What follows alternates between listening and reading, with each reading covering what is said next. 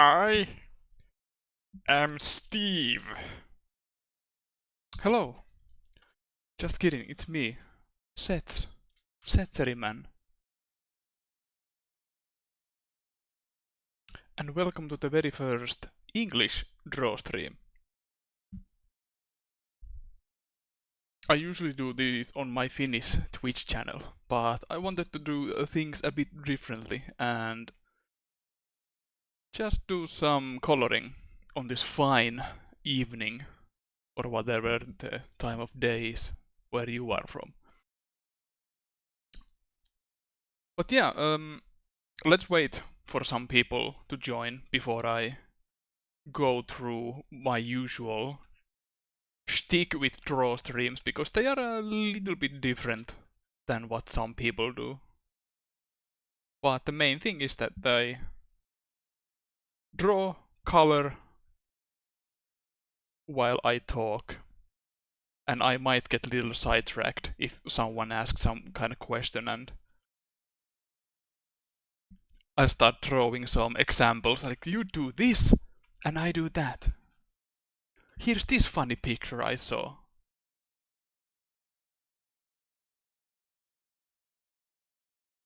Stevery.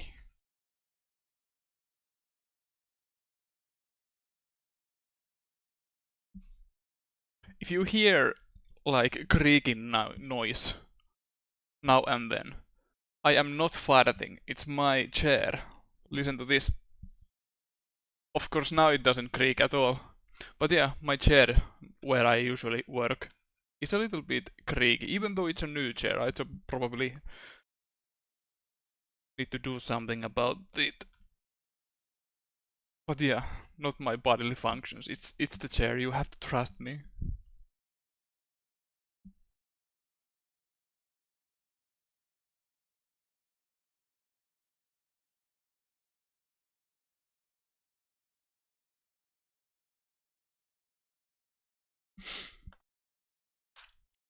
But yeah, I started the first page on my own to get the usual style.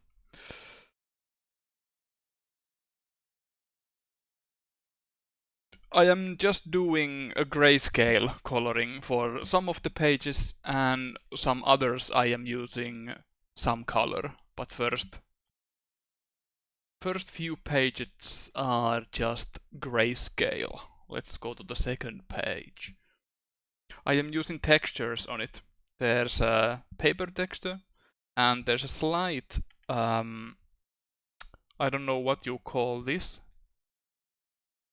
except it doesn't even show.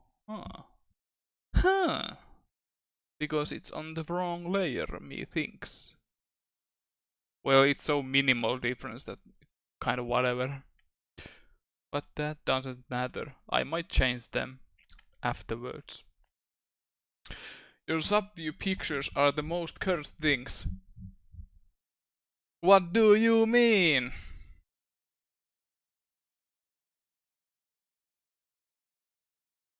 I don't know what you're talking about.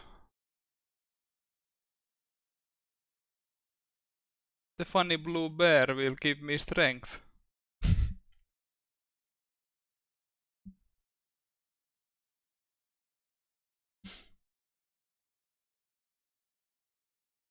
But yes, these flashback slash prequel comics for Exit the Dragon, I've been using this sort of coloring style, or brush. It's just, I don't know what it's called because on the list it's in Japanese, but some kind of paint or Copic marker, probably.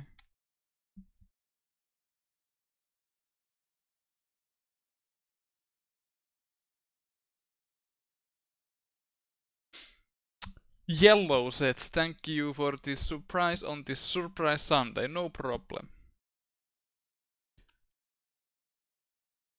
I was meant to do this yesterday, but I had some business to take care of. I wasn't home at the time when I was supposed to start the stream, so I thought maybe Sunday is better after all. Chill Sunday fun day.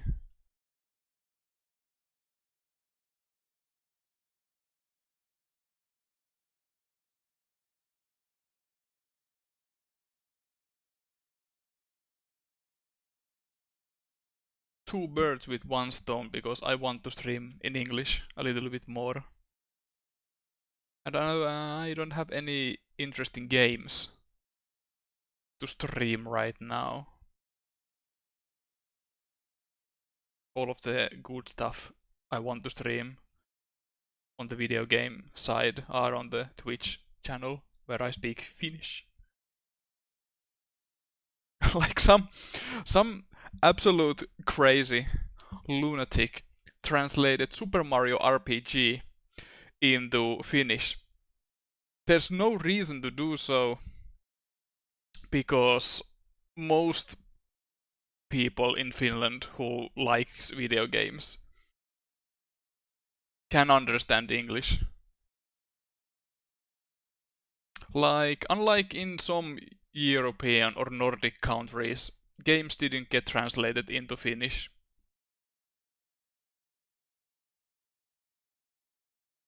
So I myself had to learn English by force. But luckily games like Super Mario 64 were pretty easy without understanding the language. Final Fantasy 6th birthday was one of these days. In case you haven't streamed that, unfortunately do not speak Finnish. That's understandable. It's a small country after all. And yeah, it was its 31st anniversary. Final Fantasy 6. I have bought the pixel remaster version of Final Fantasy 6 and I'd like to stream it. Even it would be pretty interesting English project to stream. But my English streams are so rare that I would play it like 2 years with my schedule. But yeah, I'd like to play it someday.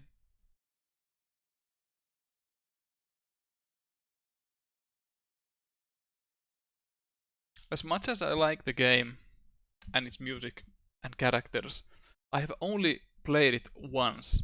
I mean, like finished it once. So a lot of the things, if I would play it again, will come to me as a surprise or like a new thing. I don't replay JRPGs that often. They are good experiences, but never doing them twice. I think Final Fantasy VII, the original, is a rare case where I have played and streamed it more than once.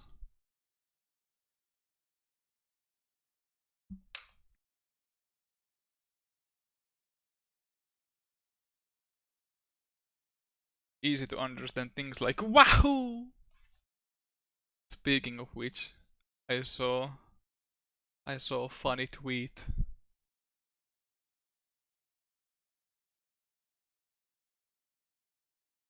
If Bowser kidnapped my wife, I would not be saying Wahoo! No matter how fun the jump was.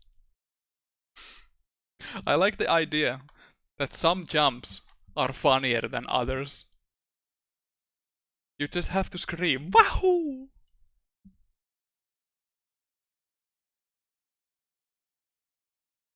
For someone who learns English by himself, that's really impressive. Learning a new language is really complicated, and I don't speak Finnish, but I hope someday I can learn. I appreciate the sentiment, but there are lots of more useful languages to learn than Finnish. I don't see any use in learning Finnish. Not to like discourage you or anything, do it if you want to, but even if you are a tourist, lots of people in Finland can speak English. Even though their accent might be a little funny, they might talk like this.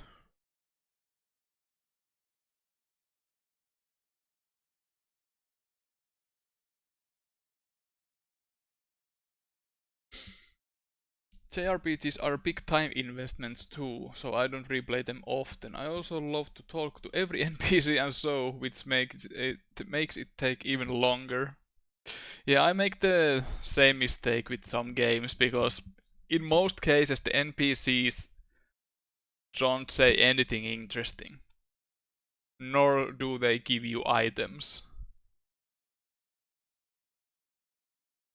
My favorite NPCs in video games are children who are running around the town squares or something because they say the funniest things like "I'm a dragon, whoosh."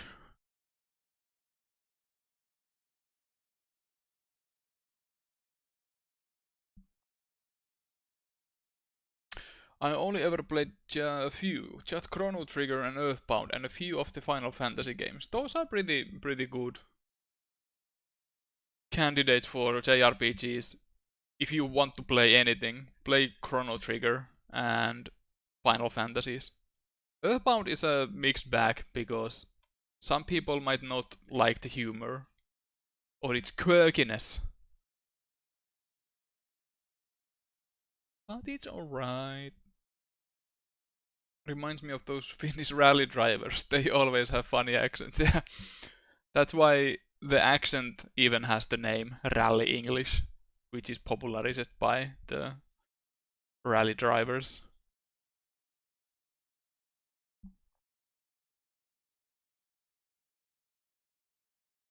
I want to be a blitzball. Your wish is granted, kid. Tirus kicks them.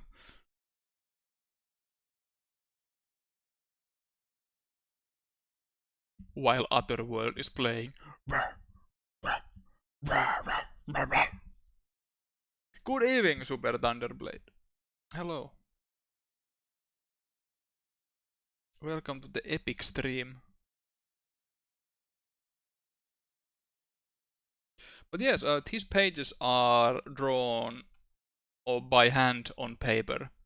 I have scanned them in and done the usual cleanups and fixes. I sometimes have to fix the characters' faces, eyes, and stuff like that. When I mirror the pictures, I see mistakes like, oh my god, the eyes are so uneven.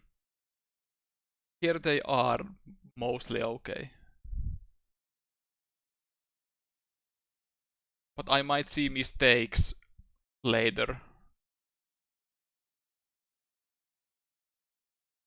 Like I never upload anything the same day I finish an art piece because if you look at artwork too long, you are becoming blind to your own mistakes.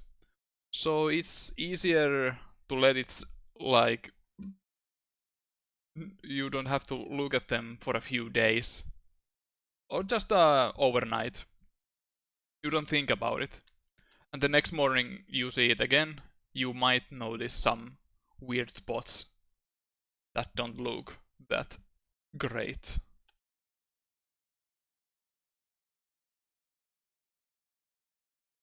But I guess everyone who has ever drawn or has interest in drawing knew that.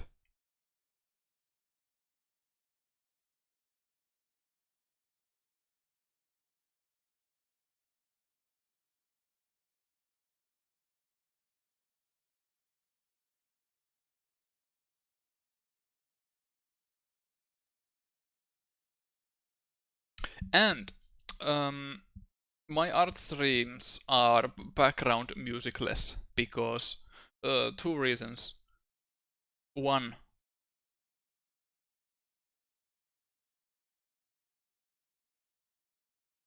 how do I say this? I personally don't like art streams where there are some shit music I don't like playing, but I like the narration. So I have decided that I won't play any shitty music on my streams, but you, yes, you. Do I have the rat? Wait a moment. Yes, you, dear viewer, can listen to your own music. while I stream and talk over to the music.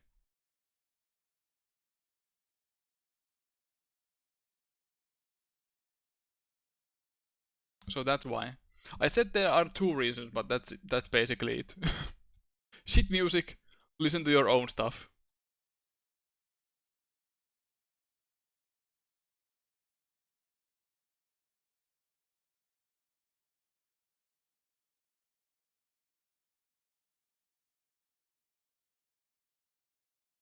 Same with writing and so on. Gotta get a way to better edit and review it. Yes, a lot of things are getting improved when you don't think about them. Like video games, if there's some hard boss you can't beat, take a rest. And the next time you try it, it goes at the first try.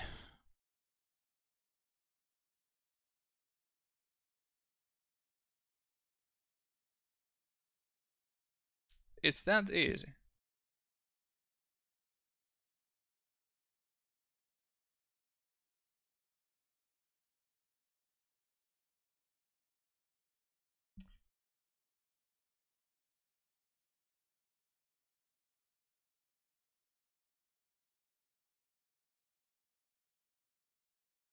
But I might put some music on my own side because I just noticed that my apartment is really quiet. I want some background music for myself.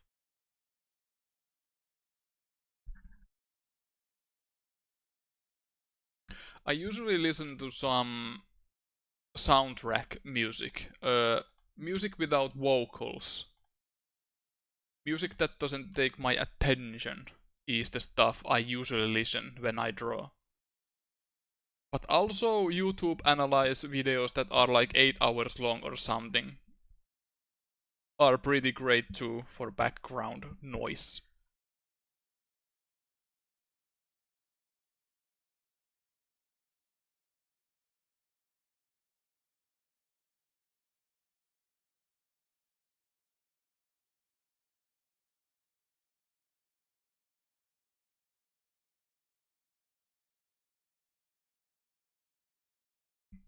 Let's put the textures for the fun of it.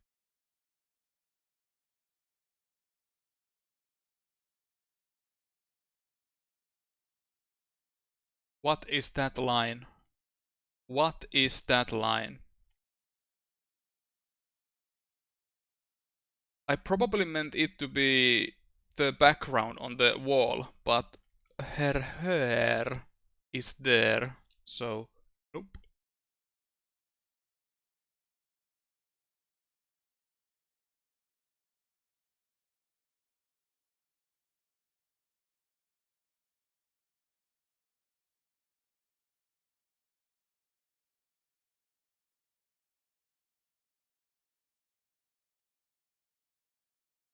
Says Burger. I like city pop soundtracks too. I don't know Japanese, so the lyrics don't become a distraction. That's true.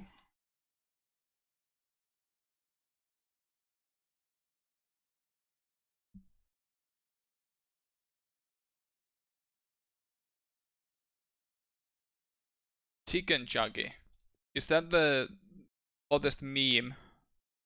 Because I started this stream by saying, I am Steve.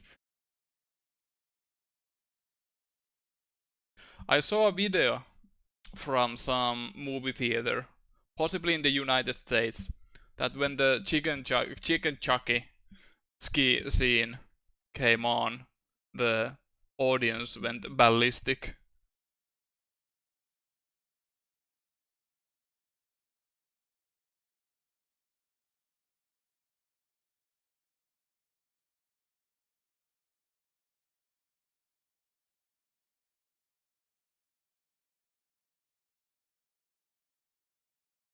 Flint and steel. It's it's crazy because there's one there's one viewer on my Finnish channel who said the exact same thing every time they come to the chat. They say flint and steel.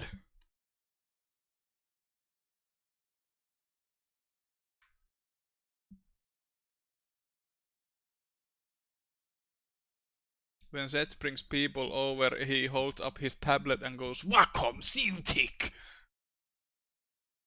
That's true. I do that and I sound like that.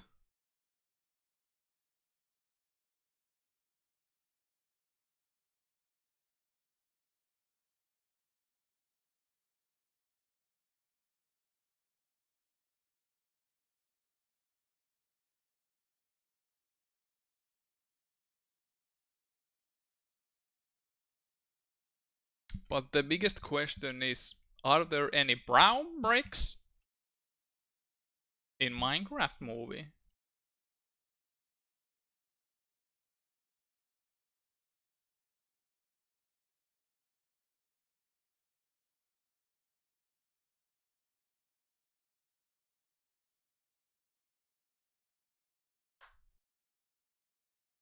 I had the best idea for the Minecraft movie before it came out.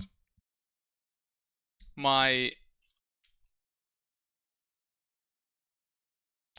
my speculation how it would go was that the characters are playing Minecraft on an iPad, and when they get sucked into the device, a silhouette of a man in the foreground notices the iPad and says, "Oh, a free iPad." And that's it. That's the scene.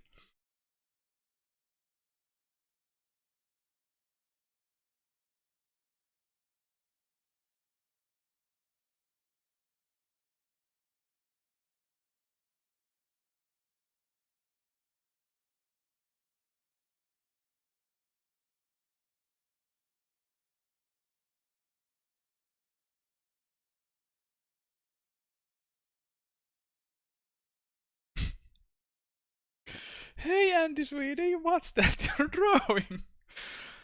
This is the night of the vintage memes.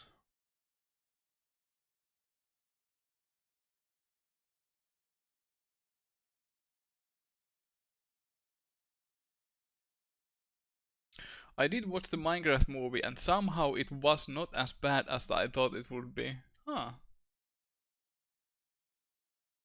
Well, when you consider the target audience who are little kids who play Minecraft, then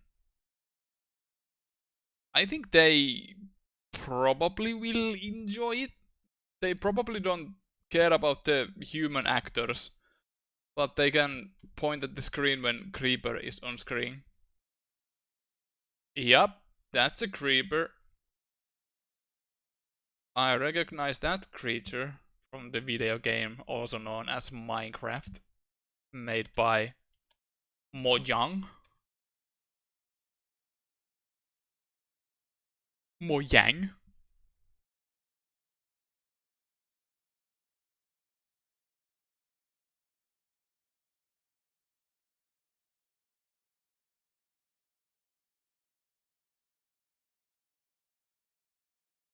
I heard that they are making a Finnish dub,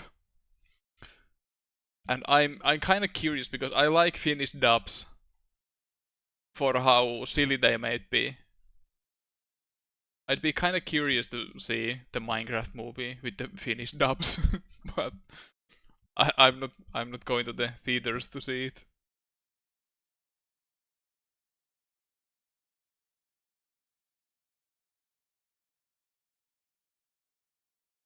Not with these prices.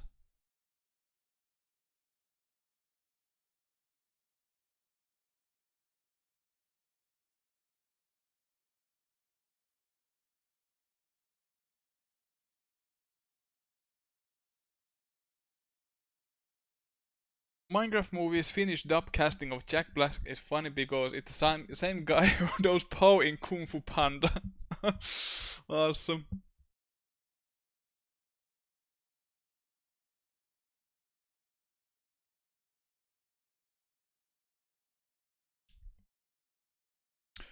How do you say chicken chuggy in Finnish?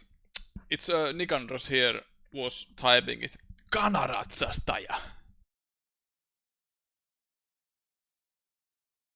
It's me, I'm Jack Black, in the hit movie Minecraft.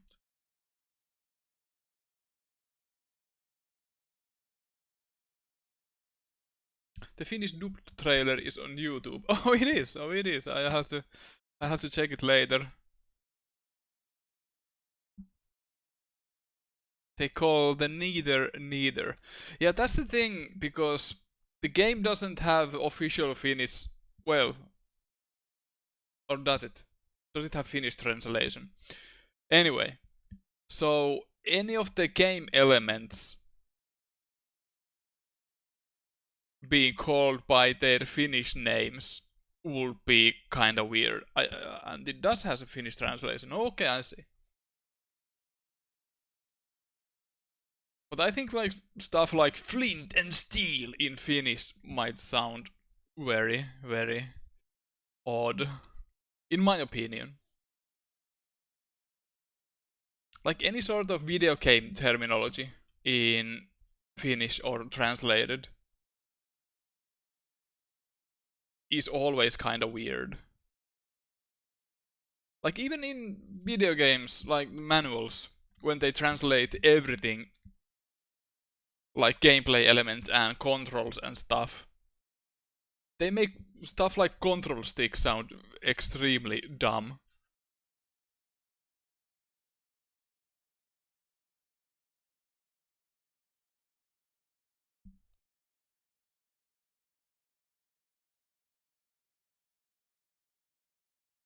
Finnish language is so cringe that even when I have Finnish clients asking for commissions, our business language is in English.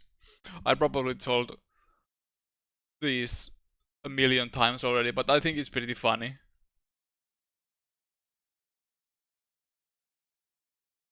Dude sends me an email, clearly has a Finnish name and email, and we still speak English to each other.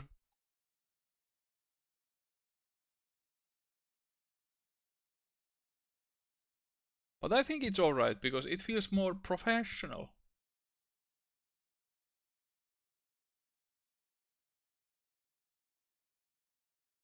And sometimes it's easier because Finland doesn't have gender pronouns. So understanding what character is what is easier.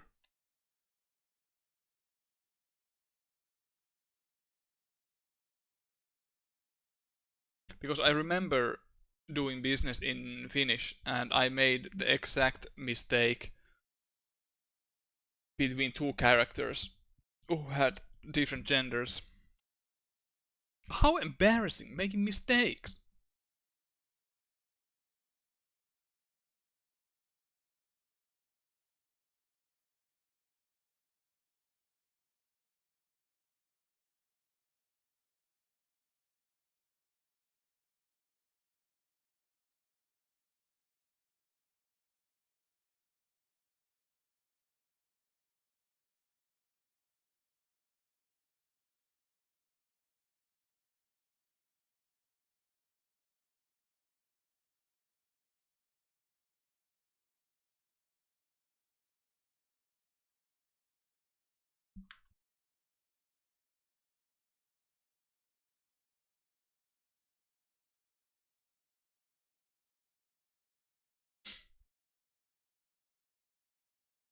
Yesterday I had a funny encounter. I was walking outside and a tiny black dog with pointy ears came running without any leash or owner. And it was so close, sniffing my leg, that I could have grabbed him or her, whatever that dog was, but it just ran away. And other people were like, "Oh, what is this? What is this dog?" And I shrugged my shoulders that okay, maybe its owner is close by and stuff. But a few moments later, when I walk through a street, I see people staring at same direction. Everyone is staring by the street, and I ask that what's the deal? What's the show here? And one couple says that oh, they are trying to catch a dog that ran away. And the owner was running like about 500 meters away, And I thought that that's a fucking fast dog. If it went that way when just a moment ago it was sniffing my leg. And I felt dumb that damn, if I had known, I could have easily grabbed that dog and be the hero of this story. But nope, maybe the dog is still running around there somewhere.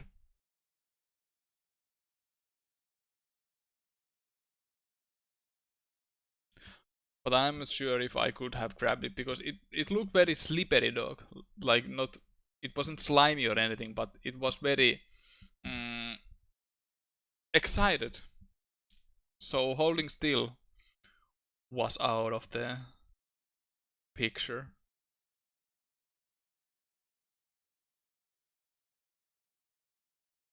But yeah, sometimes you see dogs without leash. I don't support that. Please keep your dogs in a leash, especially if you are living in a city. Because some people do not like dogs. Some people are afraid of dogs.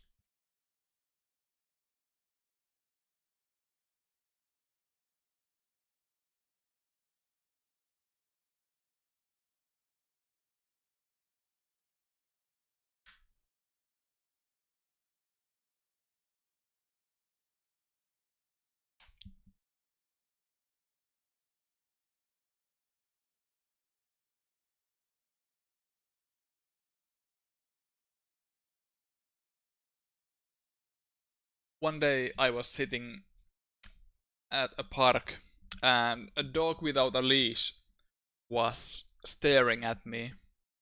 And when I stared at the dog back, he went into the play mode, like front paws down, butt up. He was engaged, and the owner said something like, "No, stop," to the dog, not to me.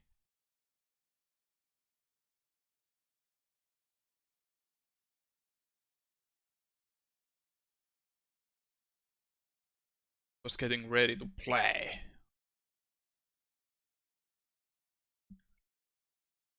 Oh yeah, that reminds me of other story. A similar story. We were spending time on a park, and this extremely fluffy white dog, Samoyeds they are called, was basically crawling towards us. It was looking very happy. Its eyes were closed, and as you know, the Samoyed dogs have the corners of their mouth are pointing upwards. So it was basically smiling. It was very friendly. And we could pet it. And goddamn, that dog was so soft.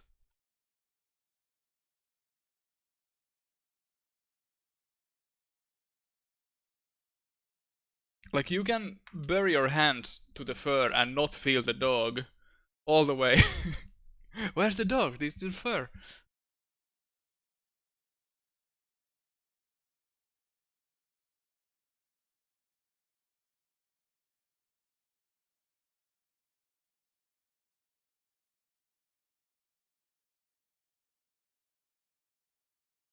If I want to add some color, I might do some color balance stuff afterwards, like shadows blue, highlights yellow and red.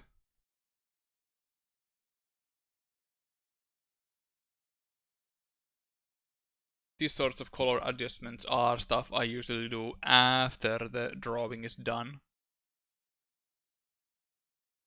Doesn't look that bad in my eyes, but I'll decide that later if I stick to this color palette.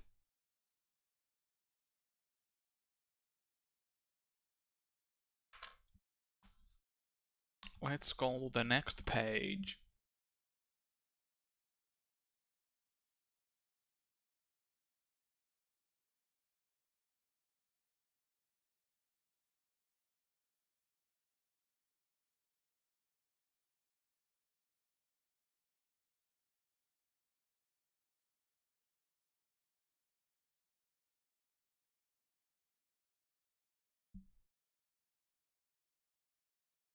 This type of coloring is very time efficient. Doing all these pages in full color would take me too much time for a stuff that's just a spur of the moment, something I want to get out of my system. Don't worry, new Lottasware chapters will come eventually. It's basically on a hiatus right now because I have some other stuff to do this year.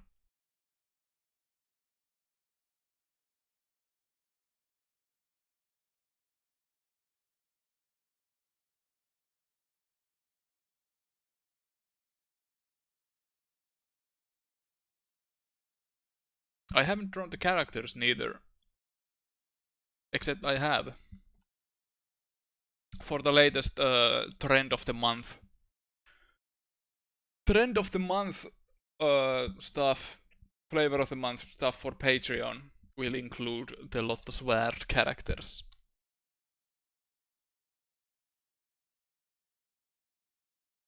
Did I save the theme? Nope.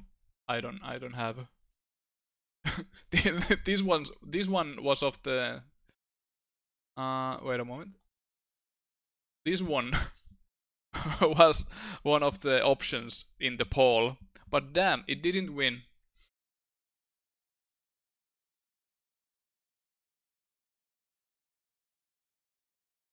It's a very funny picture. Honestly, I voted for that one. Great. You are one of the champs.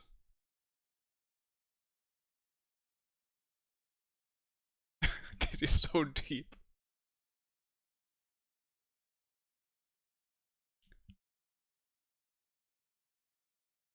Really compelling.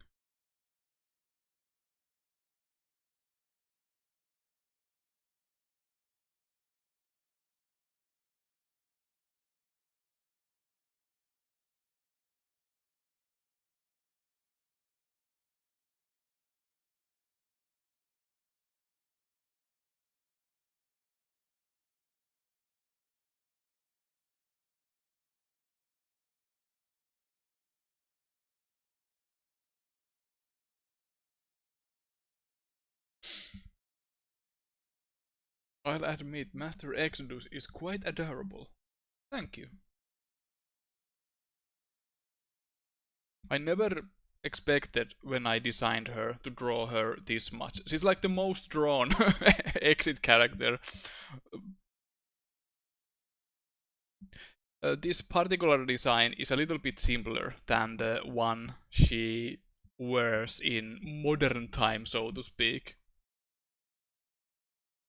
This one doesn't have the skirt with all the stuff going on because that's too much of a hassle to draw every time.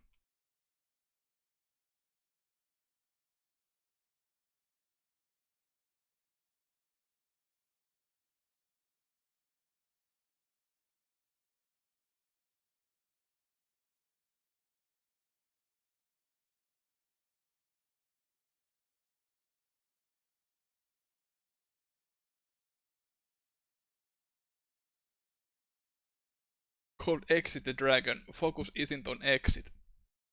Yeah, surprisingly, the flashback comics are mostly about the other characters because the Escape character has a far more colorful lore behind her than Exit because Exit herself is the main character, and main characters usually don't have as robust backstory.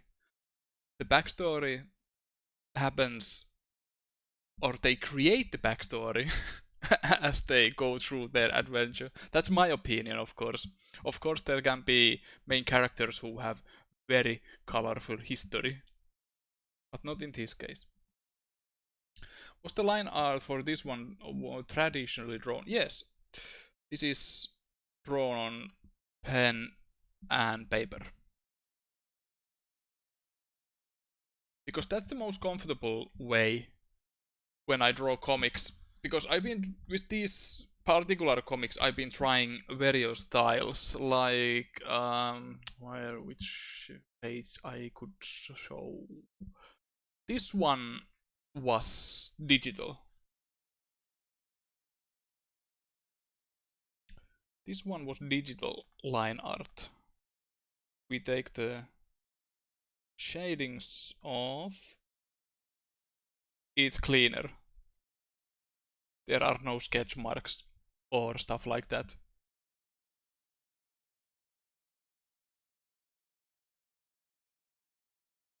And the next part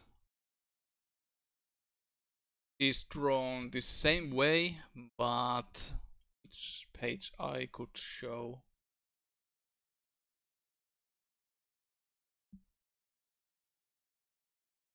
Show this one. This is kind of similar, the stuff I do now, but this is also digital. Some people probably don't see the difference, but I personally like my hand-drawn stuff better. Digital is more faster, and you can do edits more easier.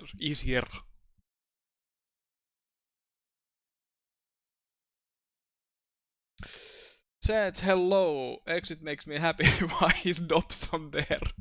What do you mean? What do you mean? I don't understand.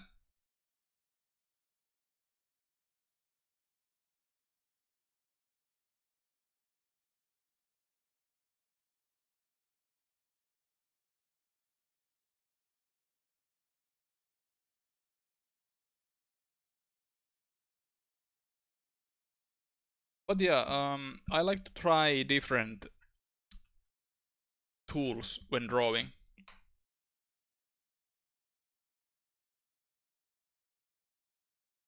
I am actual menace to the commissioners because people who commission comics from me, the two comics, if there are like few months between them, the two different comics might look entirely different because I use different kind of tools. But if they are a regular client, I usually can just check the previous comic that okay, I used this tool and this brush. I can probably do it the same way the last time.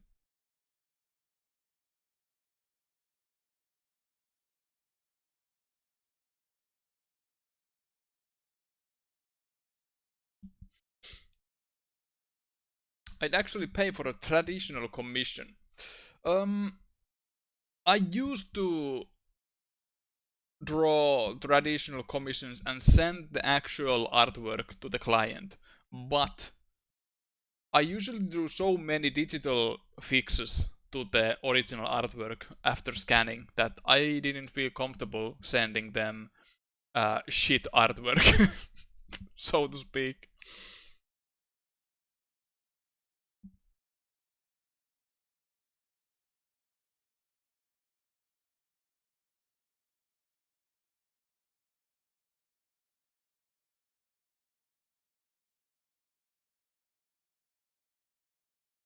Because I need to be so careful when I draw traditionally, knowing that I can't fix them digitally, because this is it what it is.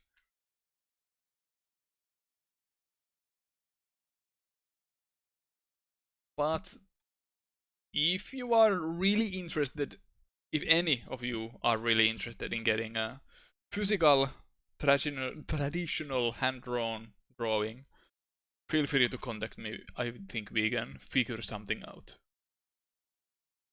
I have a light table which I haven't been used in years because it's just a storage surface for me.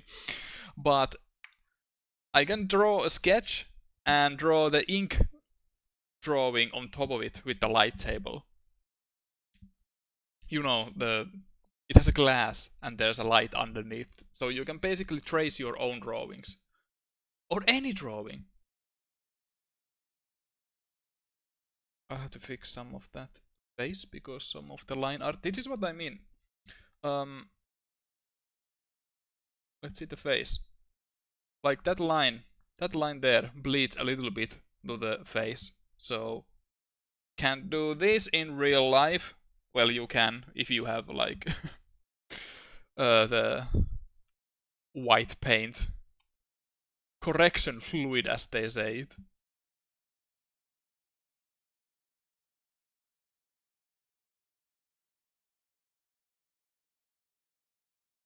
Which was pretty interesting. There was an Osamu Tezuka exhibition in Finland, and the amount of correction fluid was insane when the original were in there.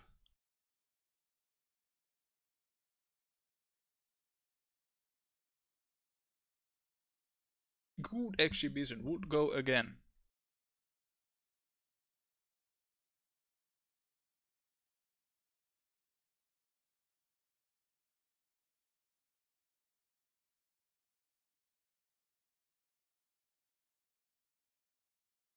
Think about it, my very own portrait of Tiny Mackie I can hang on my living room wall.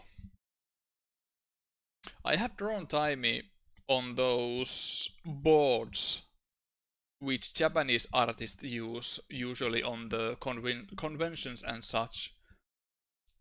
The boards which have golden rims. I don't remember what they are called, but one client especially wanted me to draw something on that particular board. And I sent it to them, and yeah, it was great. It was pretty early on when the comic started.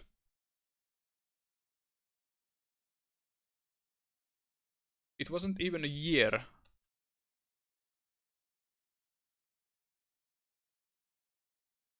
In fact, it might be this month is the Lottasvärd anniversary, the comics. It's 8 or 7 years old, depending on how old the Nintendo Switch is, because it's the same age. Because one of the reasons why I started drawing Lottasvärd was because I was so excited. I was so excited for Breath of the Wild that I needed to use my excitement for something productive. And I was like, okay, now or never, I will do the first chapter of this Lottasvärd comic I've been having in my mind. The first chapter doesn't even have a script. I just did it.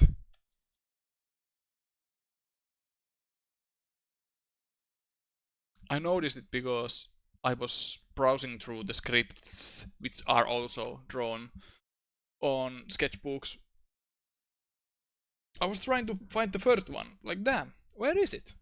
Where's the script of the first one? Then I realized, oh yeah, there isn't any.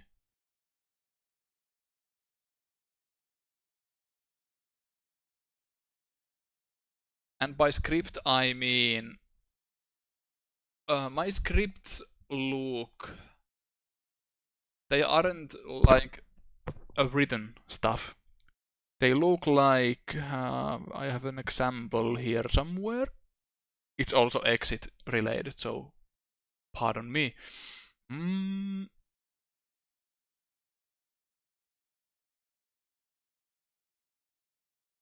my scripts look like this. Like the usual panel layout and the text and where the characters are. Then there's the better sketch where the characters are drawn a little bit cleaner, but still kinda shaky. And then the next one is the final. That's how digital work usually go. In traditional, this is the script and straight to the this part.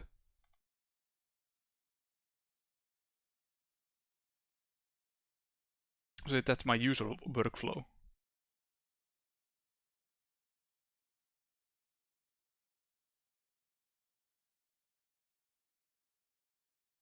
I'm really enjoying these panels. Why, thank you.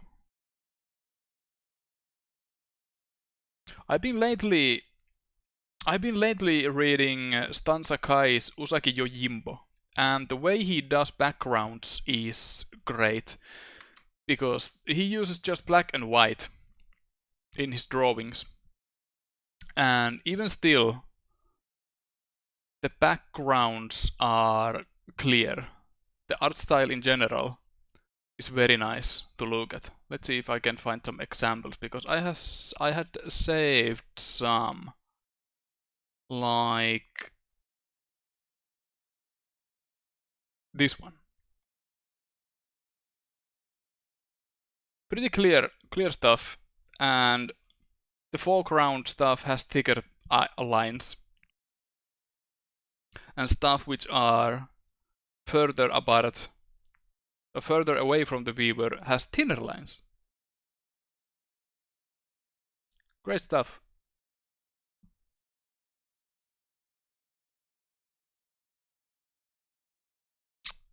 There was one page I also liked because it had so good.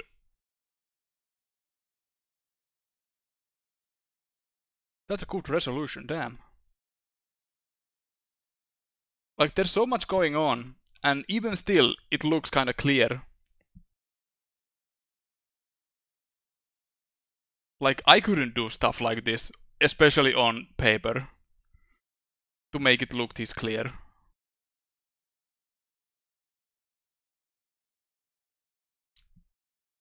I would draw speed lines and stuff like that to make it overly complicated.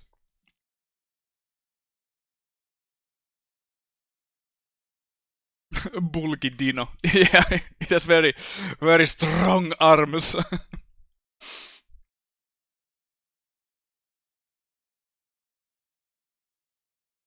But yeah, enough about Usagi Chojimbo. So yeah, these backgrounds are kinda inspired by those. I am taking some notes.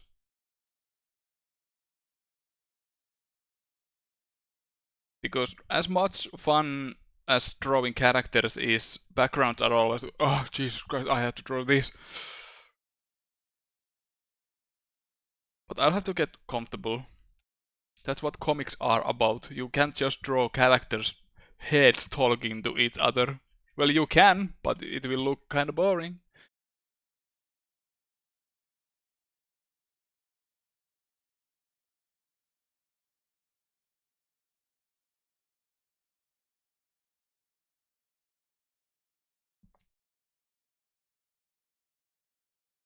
I don't trust my skills enough to do entirely black and white, so I do these grayscale shadings a little bit. Not overly done, but still.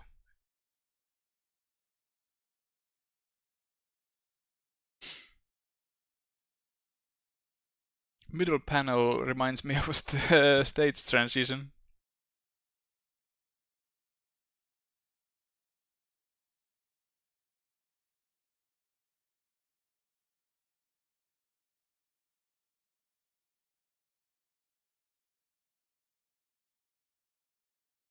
Loading screen confirmed.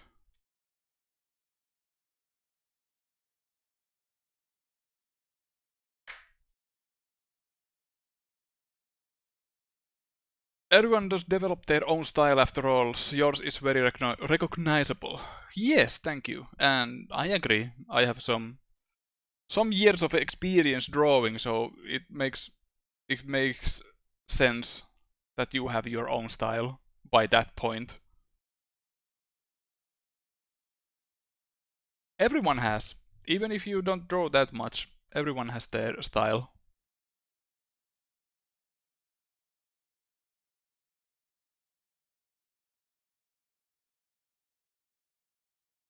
I keep saying I really like how bold your line work is. That said, I should consider hitting you up for a 4 comma recreation at some point. Which young comma you are making me draw?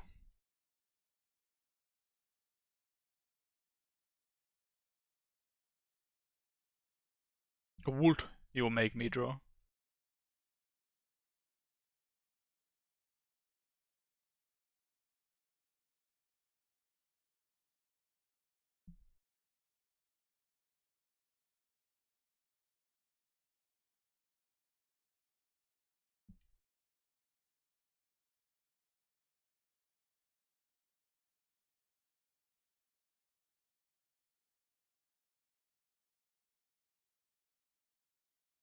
But yes, finding new inspirations in this age is pretty fun. Because I usually struggle with stuff like where should my art go? What is the next step other than just getting better? But how do I get better? Do I have any inspirations or idols I look up to who I could take inspiration from?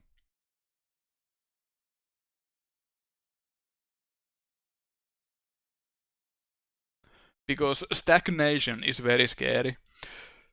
Sometimes you see artists who have drawn like 20 years and in your personal opinion their style has gotten worse over the years.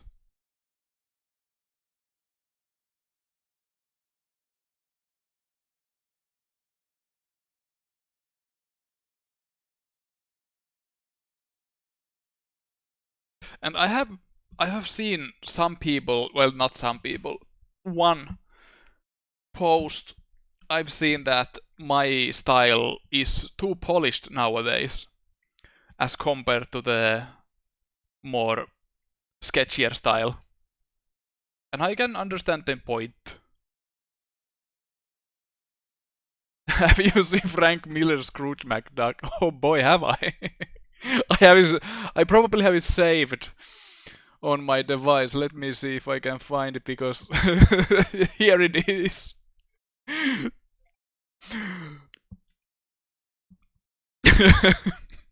Hey! Burst me bagpipes!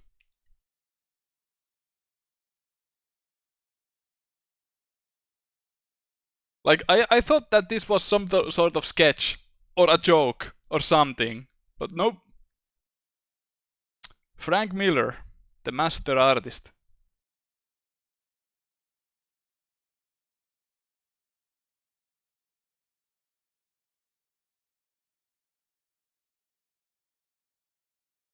I know I got the link. Thank you. I saw it.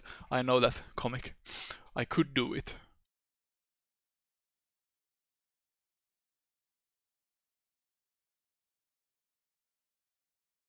Infinity Dime got the Finnish release a while ago, so it jump scared me. Jumping right after the bookshelf.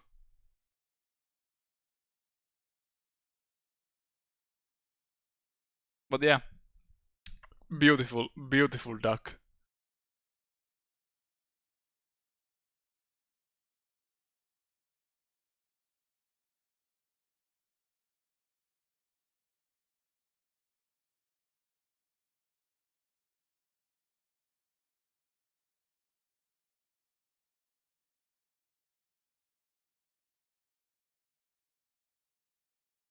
And yeah, some people noticed that my most epic character, Prehistoric Pig, is there.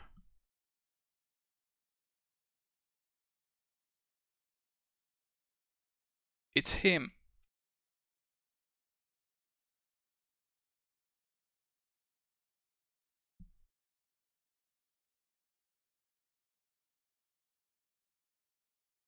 I will write the dialogue. I had planned for him.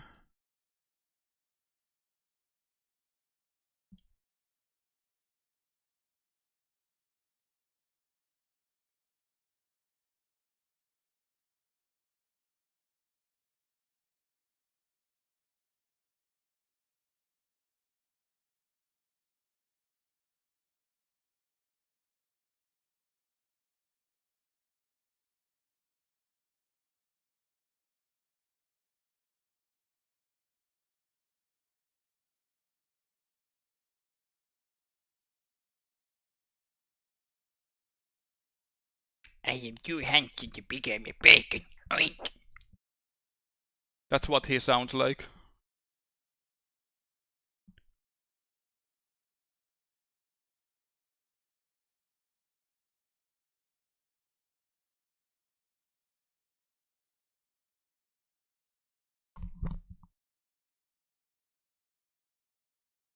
People's perceptions and preferences also change though. Sometimes the artists do change, but not in the linear way some people expect and they see it as bad. Yeah.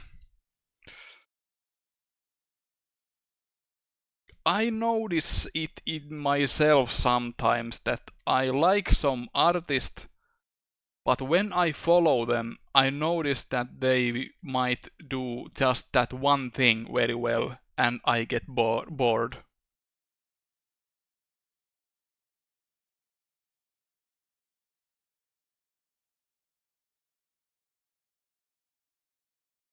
Because I appreciate some variations in art subjects people draw.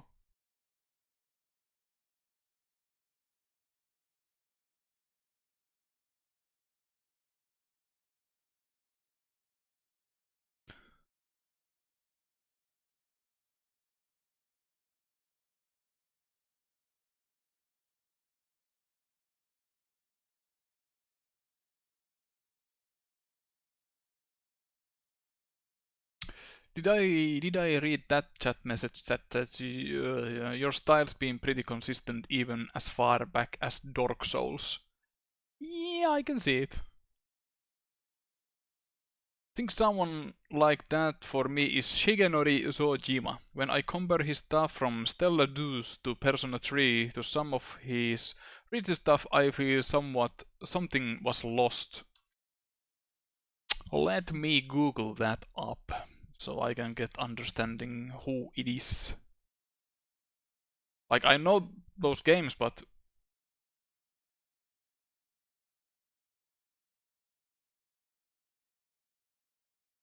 Shigenori Sojima. Is he the human character designer in those games? And yes, I can understand that the stuff might be too clean and polished as opposed to the older stuff.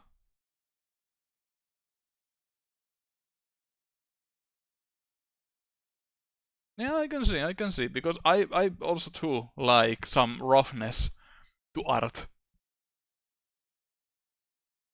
if you can imagine it when looking at my stuff.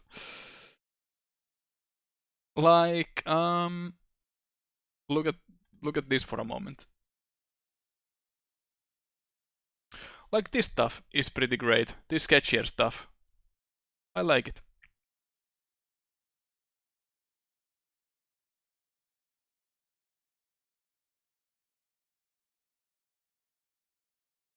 That's so cool. Smoking old man.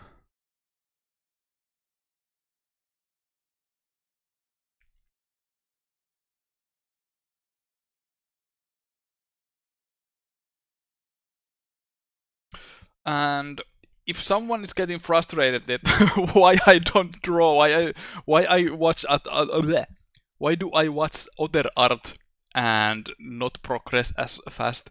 This is what art streams usually are. I like to talk about stuff and get sidetracked. That's the point. If I want to be productive and very fast, drawing at incredible speeds, I will do it on my own time. But sometimes art streams are more productive than doing them myself, so I don't get sidetracked by some YouTube video.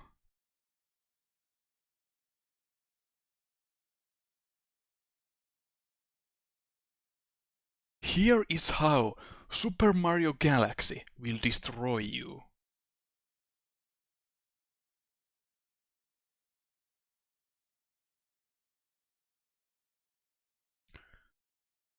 I honestly prefer Masayuki Doi's art style. Who is that?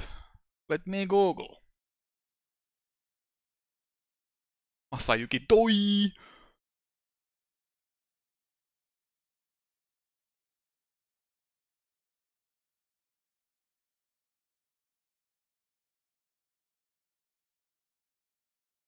Who's the third Shin Megami Tensei artist? Kaneko? Something? Is he the monster designer? He doesn't design the human characters. Am I reading this correctly?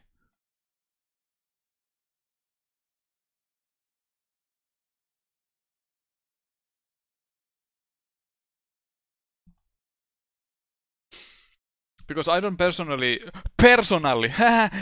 know about Shin Megami Tensei that much.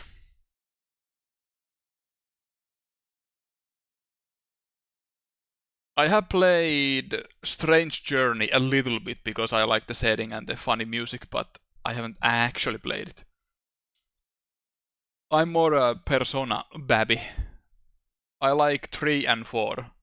5 was alright, but not that great for me.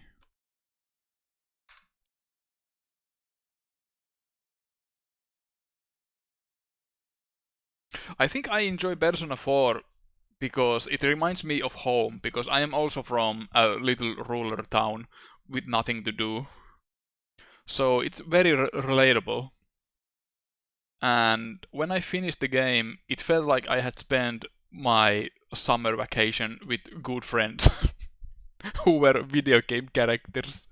Oh, cringe!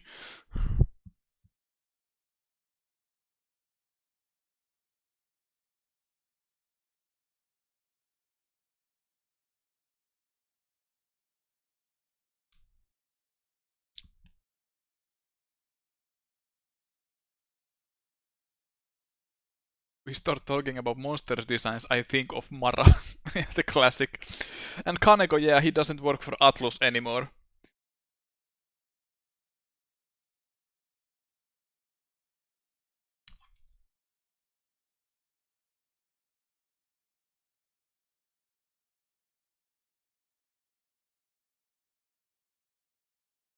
Maybe for these burning pages, I will use actual color.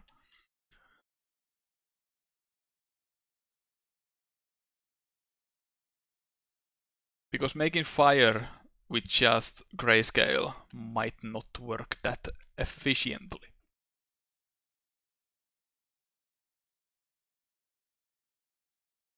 But let's see if I change my mind.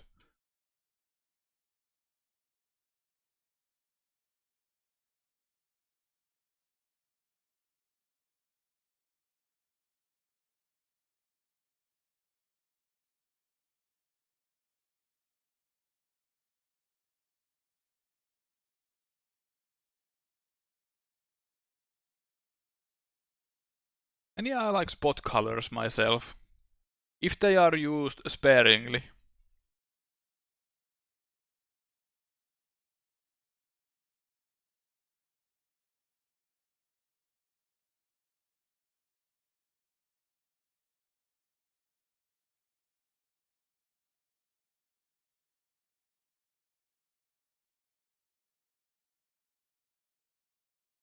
Kaneko did a lot of the demon art and humans for the early games.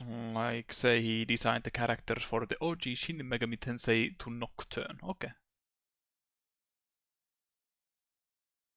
I just know I just know the classic picture of him in the flower fields.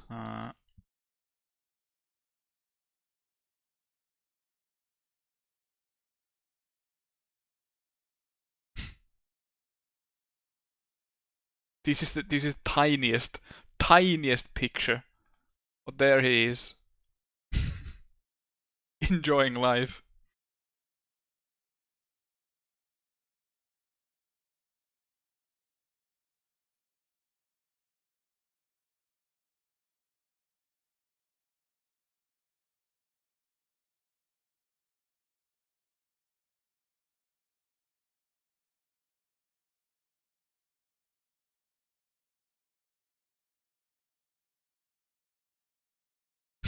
Is that what being freelance feels like?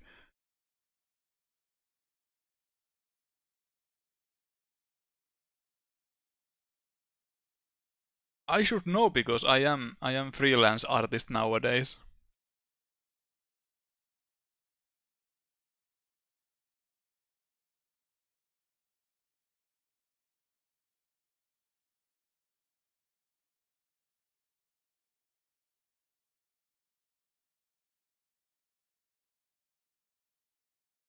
Shame he's doing art for some AI NFT shit though. Yeah, I heard the card game that the cards are randomly generated by using his art. If he has his if he had given his permission and all, like go ahead, but I'm not interested.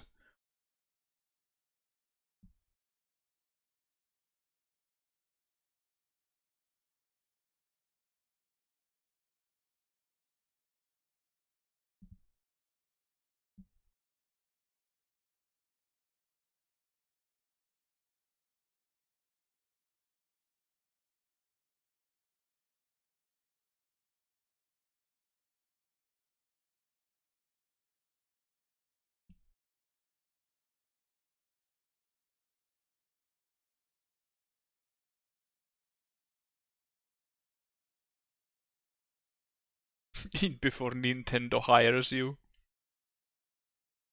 Please, Mr. Sets, we would like to hire you to design a new character for our video game.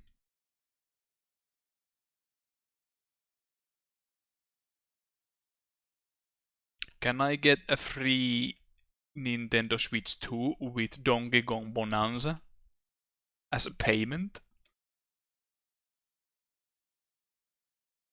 If the answer is yes, I'll do it.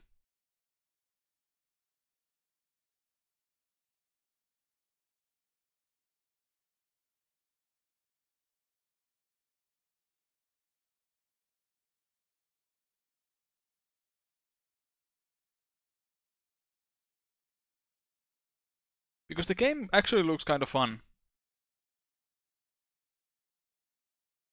I've always been wanting a 3D Donkey Kong game from Nintendo in-house, not Rare.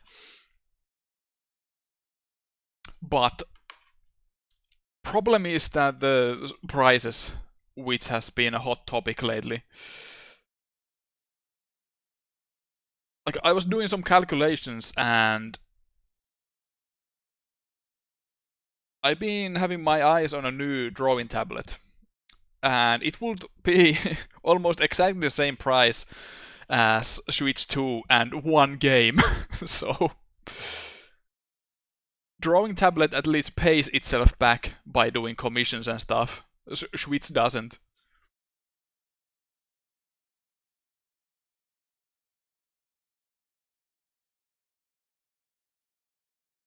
So yeah, I'm not going to buy Switch 2 on release. Like I said on Twitter, my terms are that only if they make a Donkey Kong Bonanza bundle with banana colored Joy-Cons, then I will buy it. Jesus Christ, the word begrudgingly.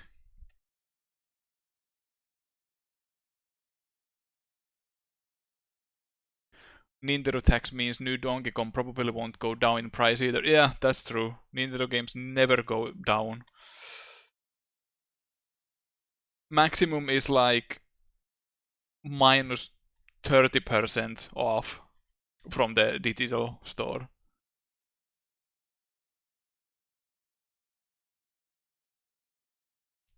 When you connect them to the console, left Joy-Con says O, right one says K. Okay.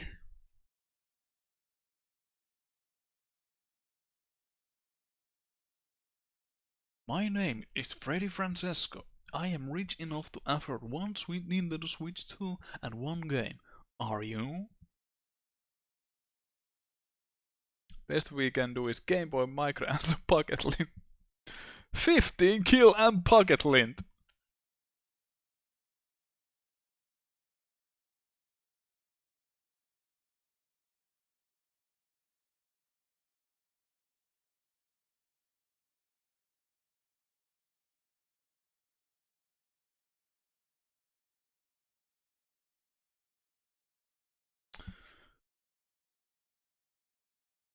I was going to add some yellow as highlight, but the white areas kind of work as the highlight itself, so I probably don't even need to. Like, it doesn't even... Well, let's see. If I... Sparingly. Use some yellows. Will it make it too complicated?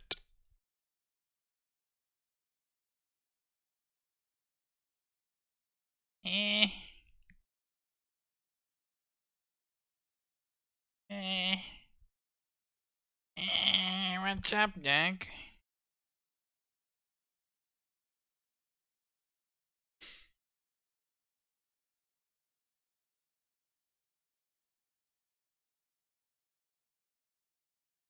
Uh, yeah, yeah. I'll try to use some yellow, not too much. The red shades are the main thing here.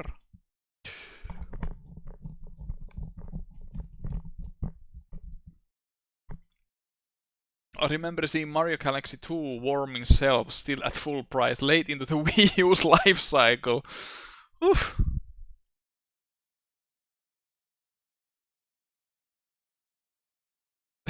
Well, when you typed life cycle, I was thinking of Goldman from House of the Dead 2.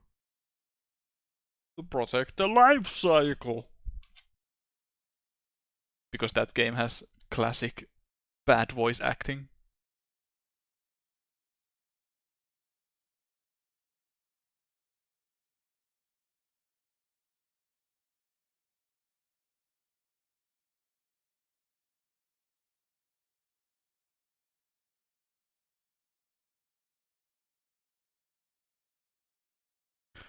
Yeah, I like House of the Dead's House of the Dead 2's voice acting. It's so silly.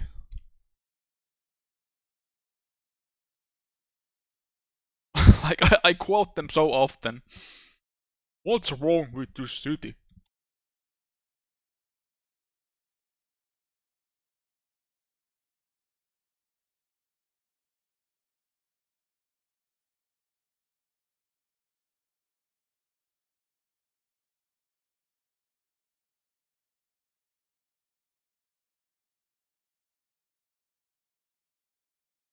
And now some people go into graveyard to talk about the Switch's life cycle, and I can't help but feel something like that a bit disrespectful. Huh?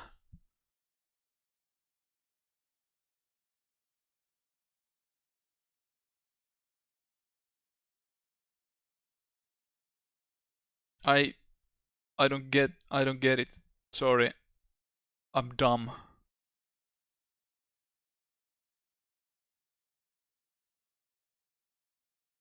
They probably don't go like to an actual graveyards like, right?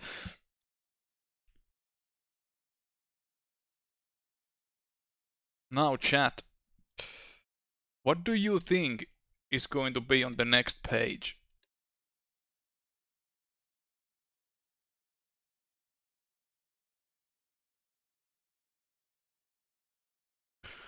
Film YouTube videos at actual cemeteries talking about the Switch now that its final years upon us. What?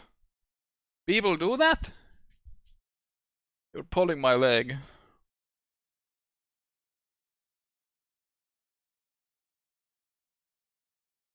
There's banana.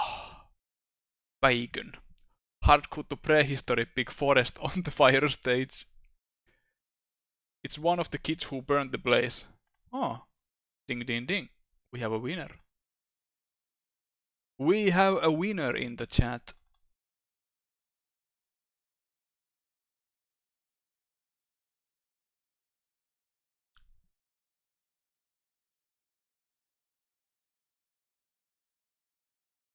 There's the little criminal.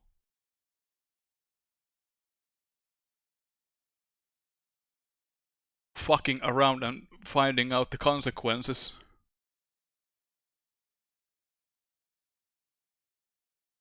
Exodus old fanfiction she wrote when she was less than 200 years old.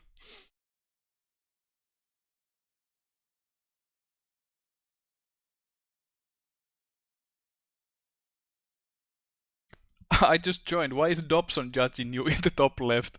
I actually didn't even explain why Dobson is there. I might as well now. Um, Andrew Dobson is one of my muses, so to speak. And some might think like, what the fuck? But let me explain. Um, I've been following his shenanigans when he was active, doing the "so you're a cartoonist" comics and stuff. He was getting posted on image boards and stuff, forums, pretty often. And the way he responds to criticism and overall acted on the internet was a cautionary tale how to not act on the internet. And I took mental notes as an artist, like, okay, I will not do that, I will not do that, I will not do that. Do everything the opposite Andrew Dobson does. So yeah. But I also think that he's an alright artist. His style is recognizable, even especially on his later years. He draws funny expressions and stuff like that, but the dude just had opinions and he had his own way of showing them to the world, which might not be the best idea. So yeah, that's basically how he is kinda inspiration to me. He's uh, like I talk about DSP, Darkside Phil, often because he's an interesting character in the same way, but on the streaming side. Like I do everything opposite the Darkside Phil does on streams.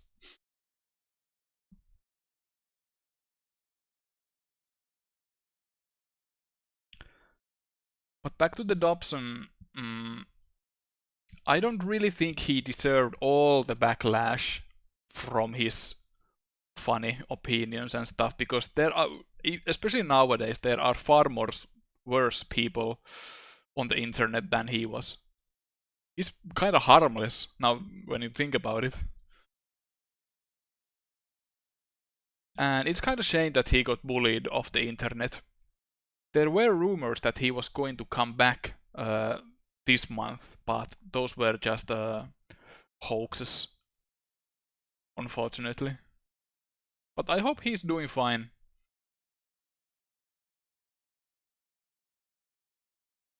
That's the story of the Dobson.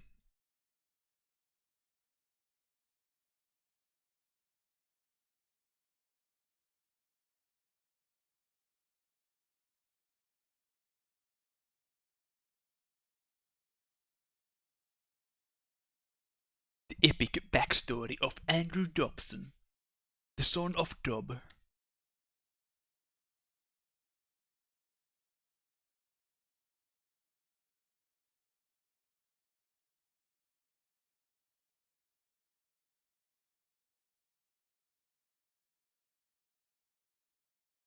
How I cross-hatched these trees is also inspired by how Stan Sakai draws trees in Usagi Yojimbo.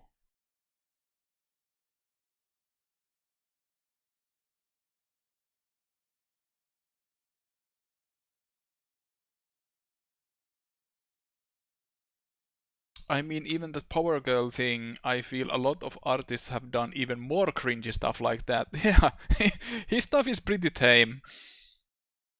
At least he gave us nice joke like, imagine being at computers. Well, technically, that isn't his own, but it's based on his own comic, yeah.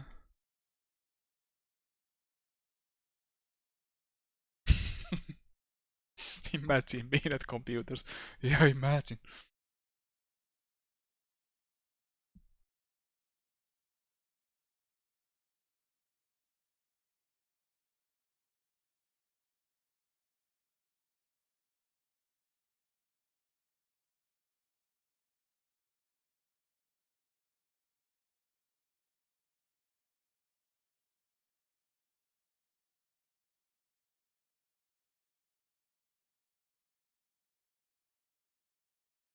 I like the tree texture. Thank you. Send your regards to Stan Sakai for inspiring me.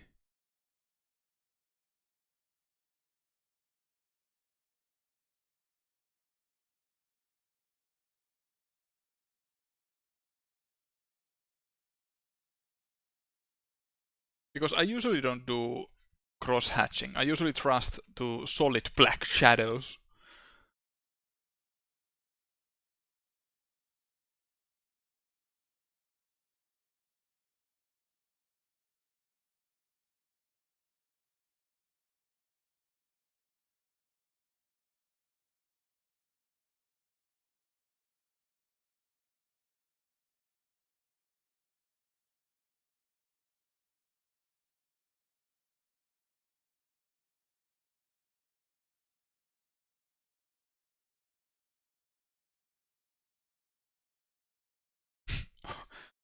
I do look at computers and see food. Thanks, Uber Eats.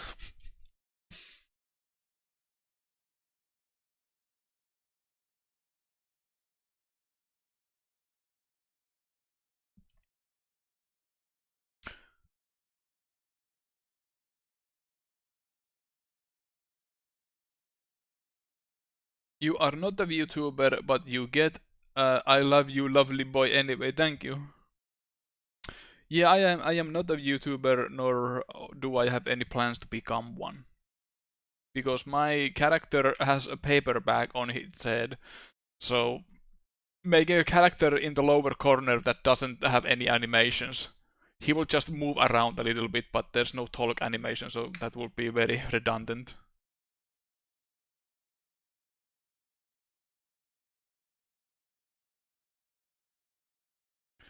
I also noticed you used it in the smoke on a previous page, really different from the solid black on an earlier comic, but I think they both work. That is true. That smoke there is very different to the smoke scene in this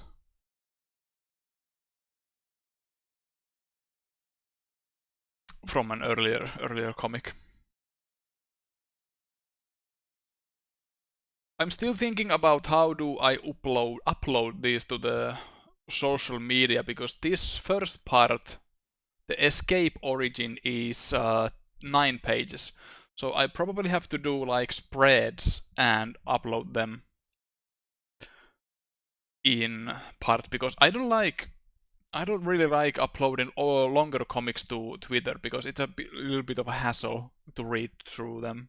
But I'll try to make them as um, compressed as possible without that the reading experience suffers.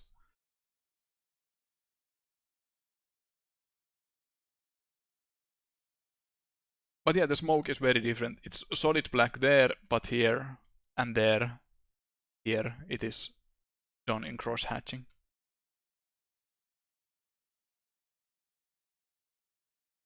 Just use the both elephant all the time. Hello, it's me. I am Sedge. Brr. And I am the funny rat pointing at you. My favorite Dobson bit is his comic where he shows all the things that he doesn't get, and it's all the least correct interpretation of the source material. Yeah.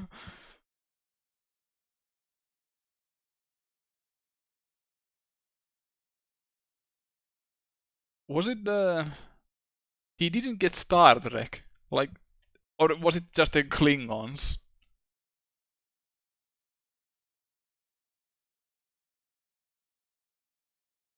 And he didn't get Final Fantasy. Like the most easiest JRPGs to get into. What a buffoon!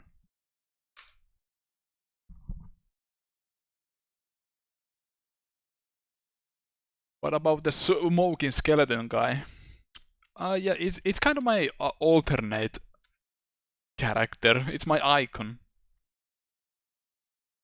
But my self-insert is the back head character.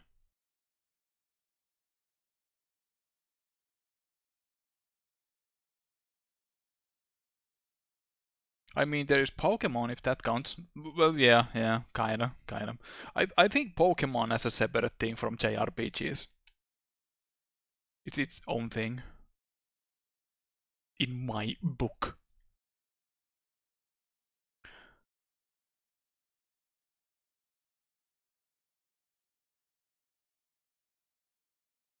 I think there's a different RPG for everyone. I had hard time with Final Fantasy, but I like Tales. Interesting.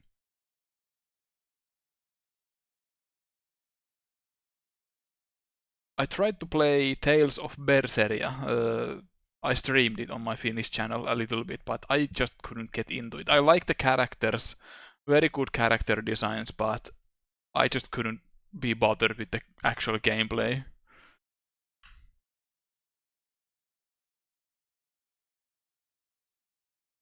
Minimalistic avatar for VTubing would be fine, not gonna lie. Adding emotion symbols like anger vein would be enough. Not interested in saying sets with booba physics. Yeah. But yeah, no worries, I won't do any avatar funny business because it takes room from the actual screen, and I don't like that in my own streams.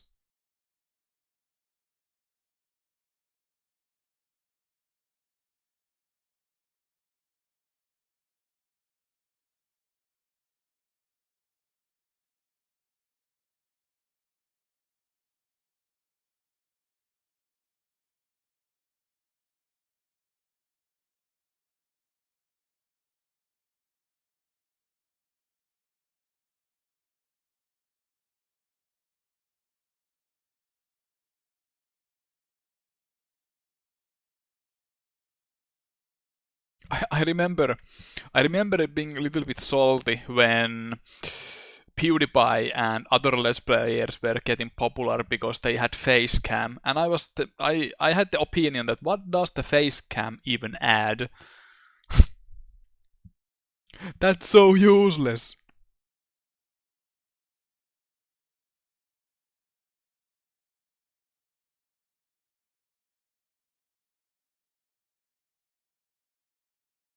But I understand that it's funny to see their reactions to stuff.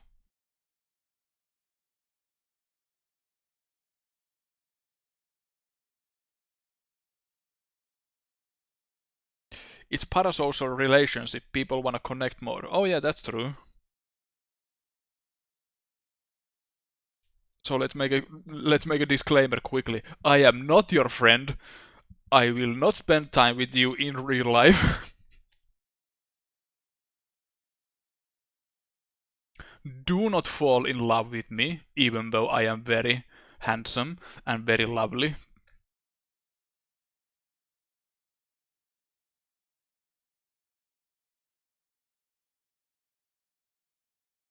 I still hold diabetes and slow beef as peak of let's playing. PewDiePie's early webcam was especially useless because he would record it at like 240p, and in the dark, so you're at most seeing 5 individual pixels react to Amnesia Dark Descent.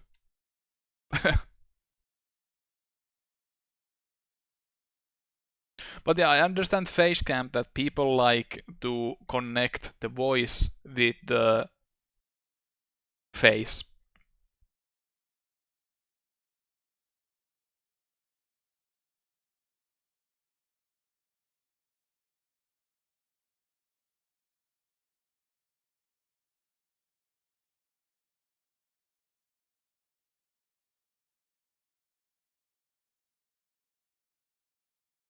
It'd be funny when streamer be like, haha, buggers, and have their mouth open super wide and go,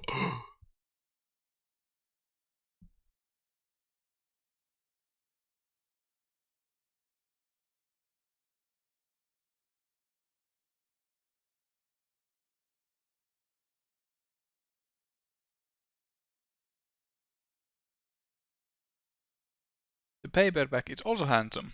I agree. Very good.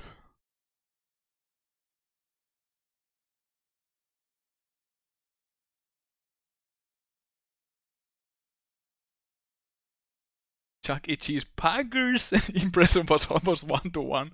I don't agree, but thank you. I watched that clip so many times.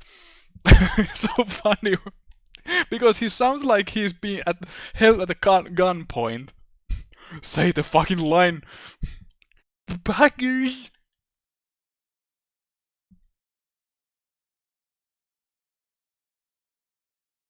And then Fall Guys do the funny noises. Woo, woo. It sounds like he is doing the whimpering.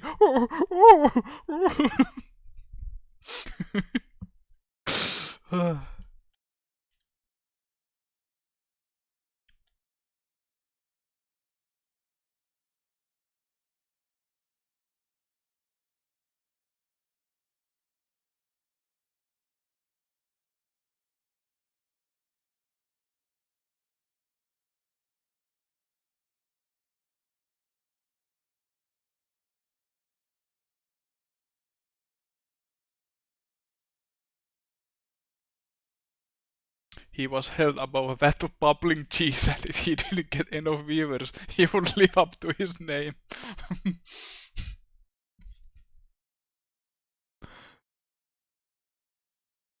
This is not Paggers at all.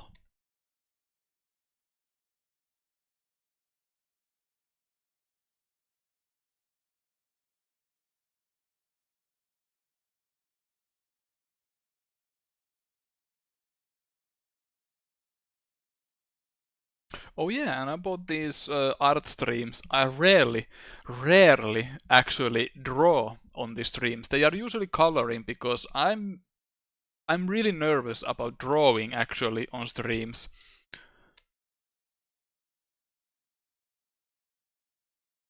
That's the backstory to that. Not that interesting.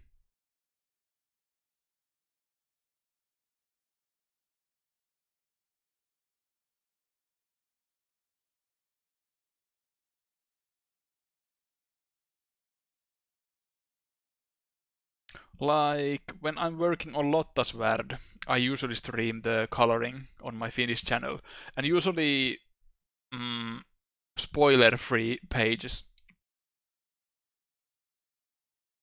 So the last chapter was pretty much done by myself because there were so many panels with the new character. New staple to the main cast, the dog.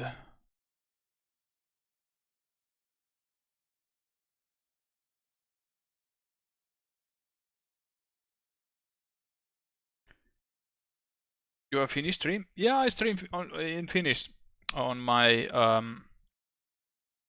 Twitch channel. I used to do streams, these English streams on there too, but I didn't want to confuse the viewers like, hey, welcome to the English stream. Here I speak English, and the next day I am like, hello, I am Finnish now. So English streams are always on YouTube nowadays. And Twitch is only for the Finnish.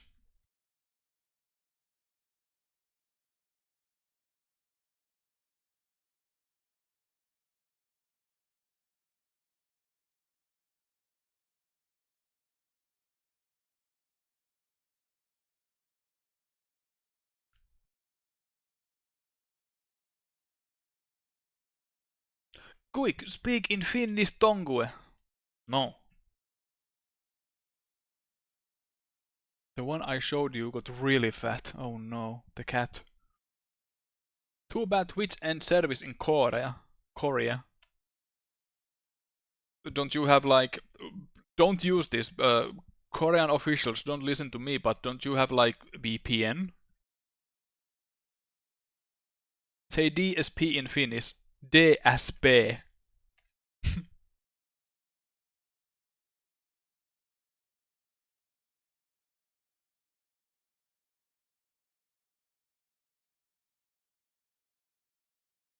Please don't make me say anything like, you know, the usual. I might actually accidentally say something inappropriate if I'm not careful.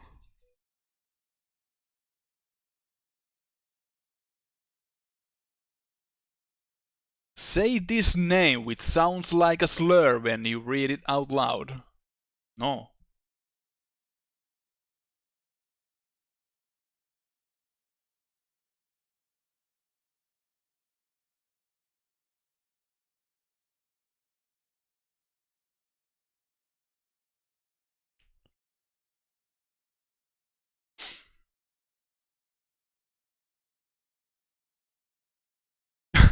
say perkele in English? Perkele is a word that is impossible to translate into other languages.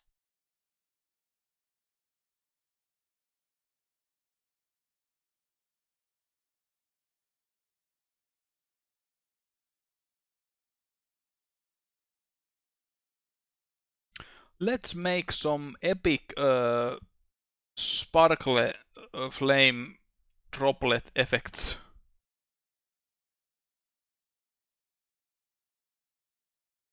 Where are they? Oh, they are so small. Very, very small. These.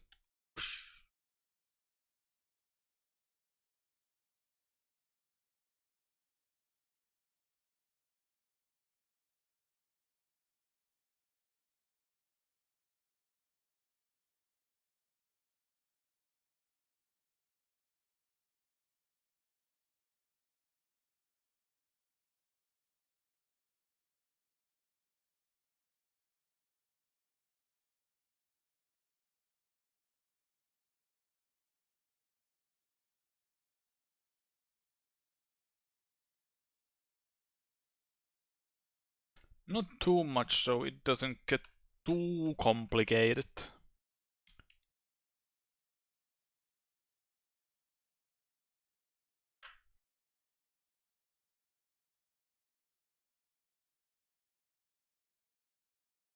Next is the 5th page.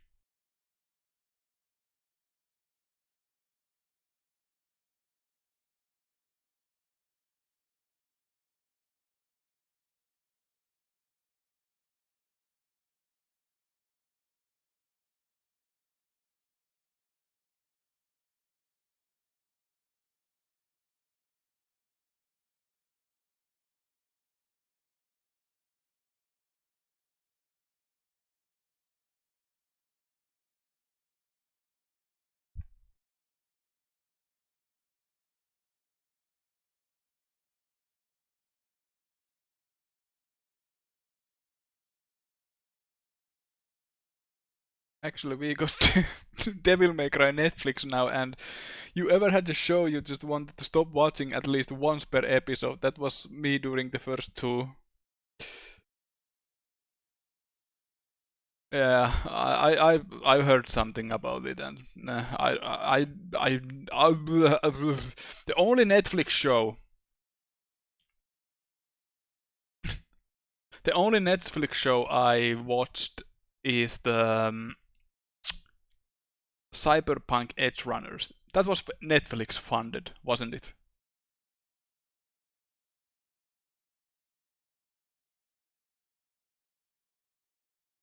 It was good. I like it.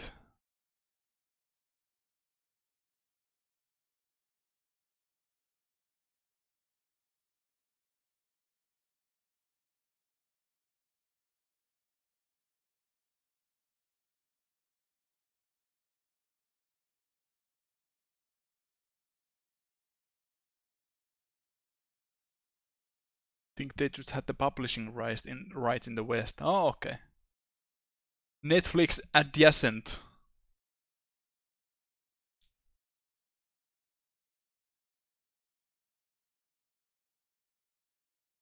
But yeah, I don't think I've seen any other Netflix shows. Like, even though I like Castlevania, I haven't seen the cartoon series, even though they like to use the anime word. Anime word a lot.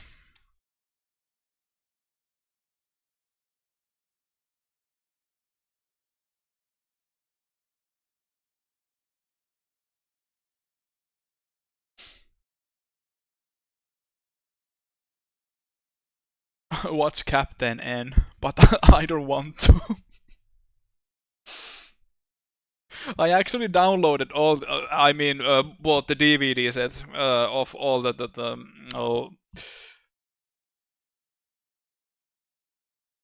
all the episode of Captain N, and I watched like 5 episodes and was bored because it was just absolute nonsense all the time. Like none of the stories made any sense. I know it's a cartoon for kids who play Bing Bing Wahoos, but it was just very annoying. Listening to the throat cancer Mega Man all the time. No, thank you.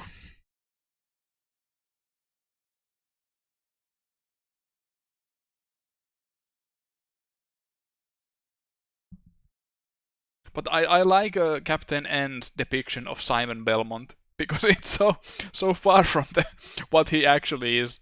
It's kind of hilarious.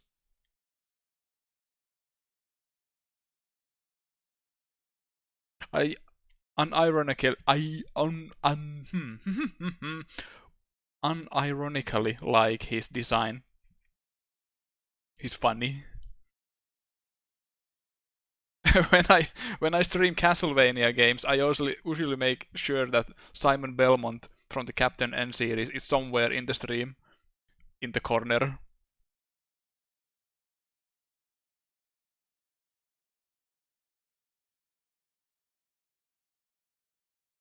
Mega high.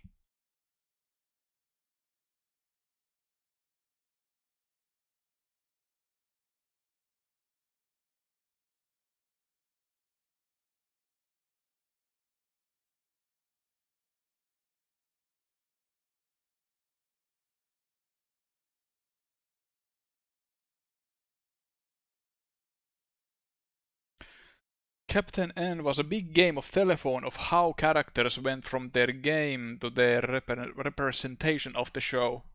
Yeah. Especially like the Simon Belmont.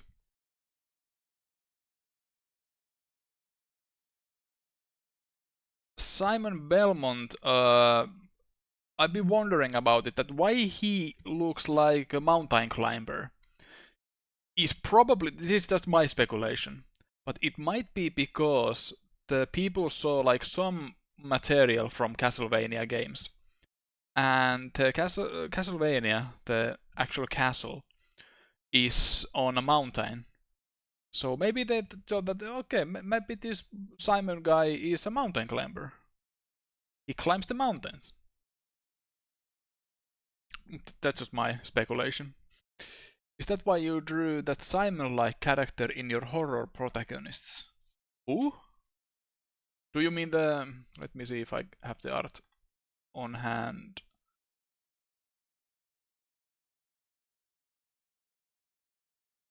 You mean the...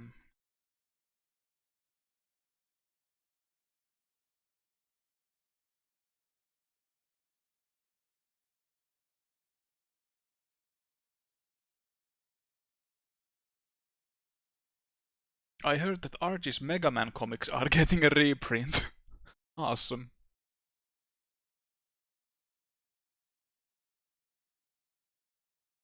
Where are my horror protagonists?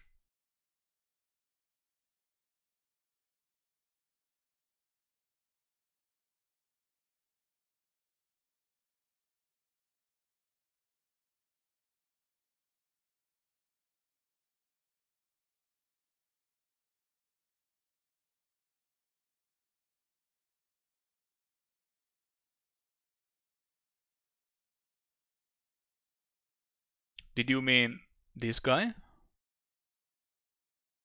Or some other guy? I want to know where they got the idea that Link is a sex pest. Yeah, one of the first scenes in Zelda cartoon is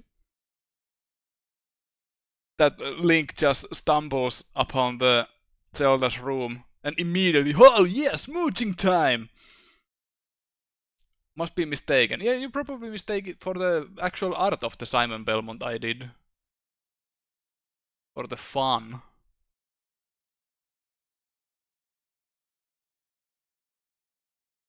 Here it is, the man, the legend.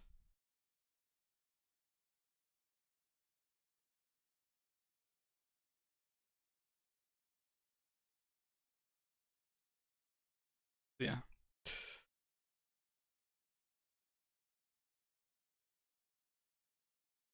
that one got confused. No problem.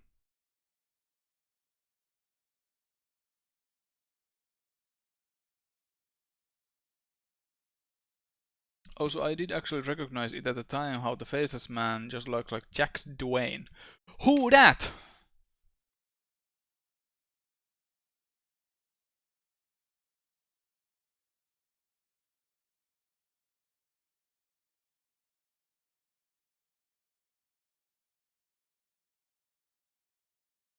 Why do I get some female pro wrestlers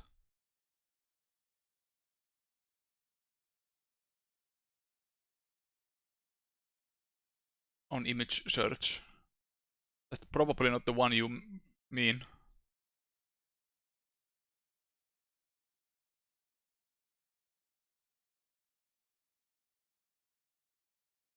Well, excuse me, princess. Classic catchphrase. Please say it again. Well, excuse me, princess.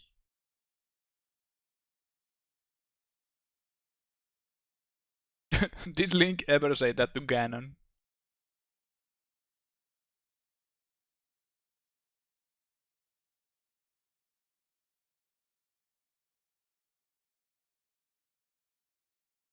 No one real, just another way of saying look similar to Max Payne. Oh, I see.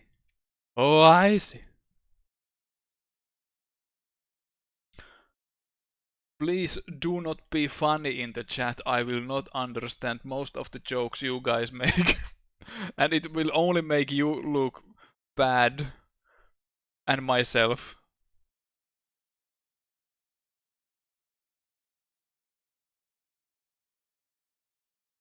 Like it has happened to me too. I'm trying to be the funny guy in the chat and the streamer doesn't get my epic jokes, making me look like a fool instead. And the first thing rule of jokes is that you don't explain them.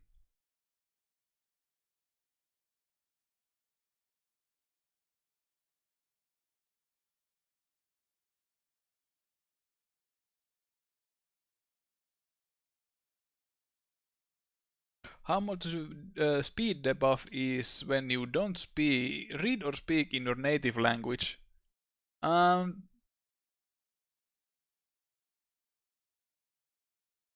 I think my reading comprehension is actually better in English rather than in Finnish. Speaking equal, I think, but sometimes I have to stop and think some words.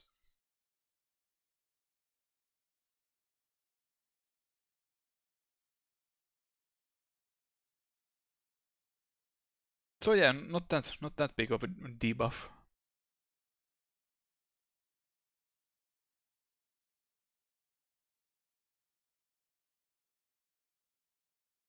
I will often stumble with some words I'm trying to pronounce, especially some fancier words.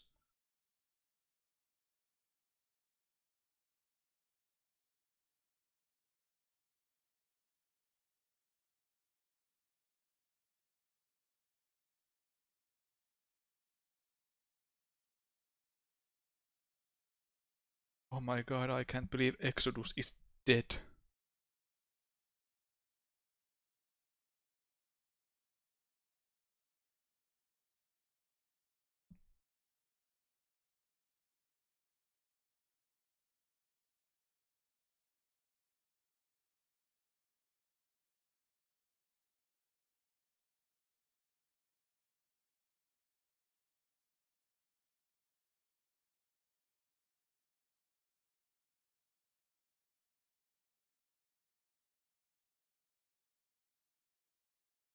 Did you know that the main antagonist in Final Fantasy V, X-Death, is a mistranslation from the word Exodus? Now you know.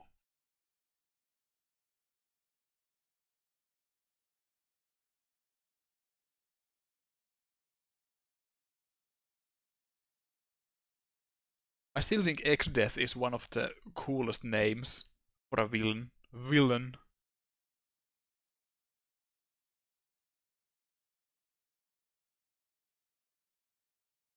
Like he's not just death, he's X-Death.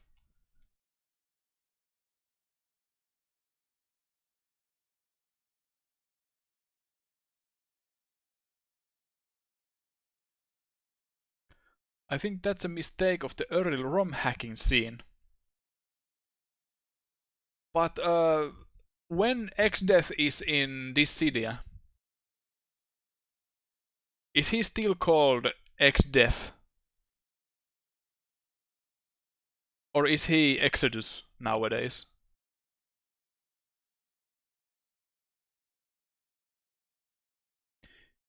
PS1 translation that Exodus. He is Xdeath. Fucking awesome.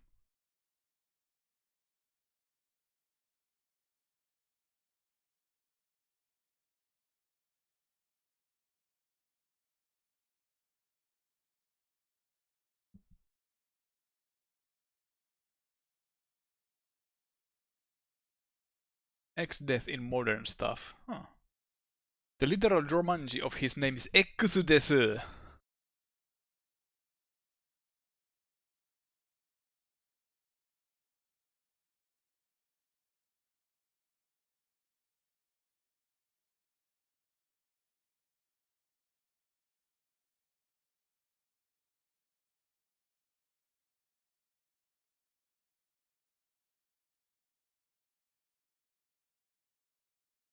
I like how exit will be pronounced in Japanese. She will be like Ekushito. Ekushito za Doragon.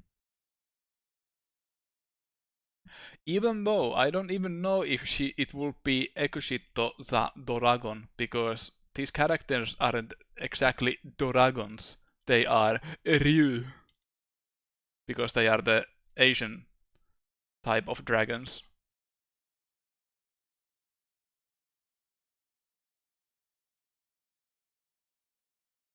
But I think Ekushito za Doragon just sounds better.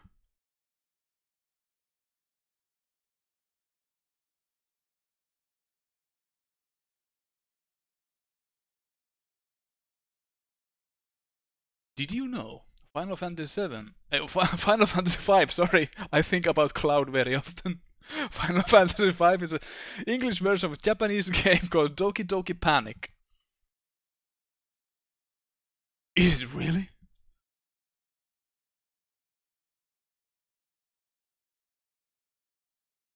I didn't go through the design doc yet, but is there a Shoryuken just for the pun? No, there isn't. Sorry. I didn't even think about it. But hey, if God Hand has uppercut like Shoryuken,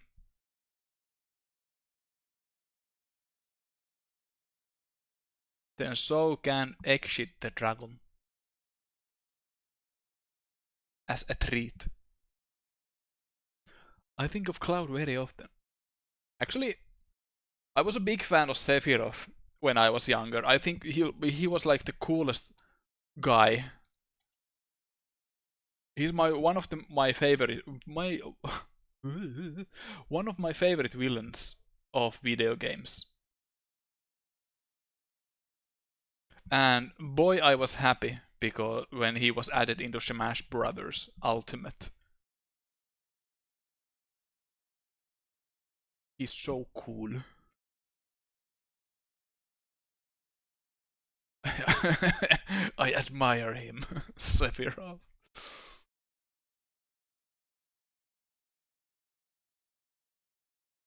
Asian dragons often portrayed with 6 or more limbs in old arts. Do they really have that many arms? How many limbs do the dragons in Tears of the Kingdom have? Do they have 4 or more?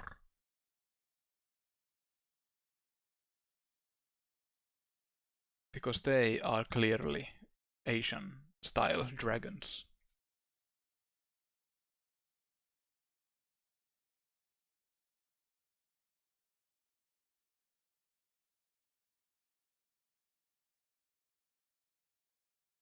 I think just 4 limbs, sometimes mostly just 4, okay.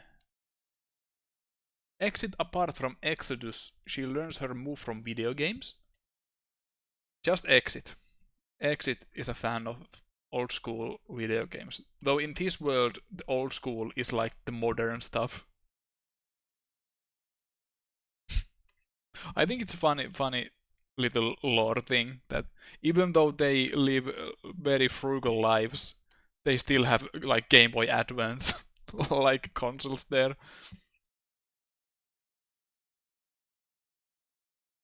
which implies that they have electricity or at least batteries, and somewhere in the world there are game developers.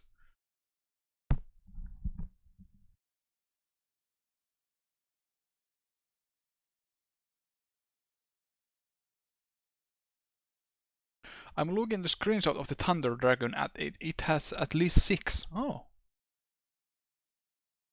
I remember reading that East Asian dragons, the number of fingers, claws each hand has denotes the power of the dragon. 3 is weaker, 5 is more powerful. Oh.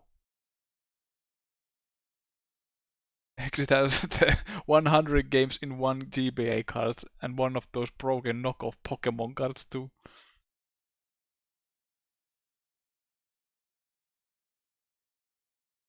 Yeah, it's hard to see the entire bodies of the dragons because they are so big.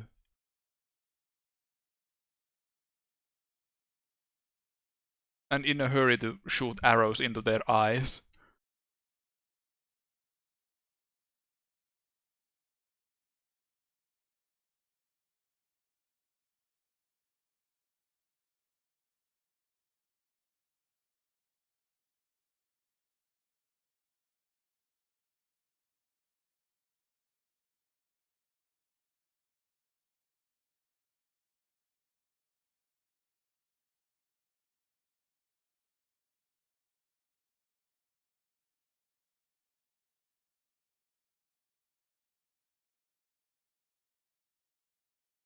They often have 4 limbs, but 5 is not also unheard of. But that's an uneven number. Where does the 5th hand go? Whoa, is that fucking blackface, dude? I was going to make that exact joke. But you beat me into it.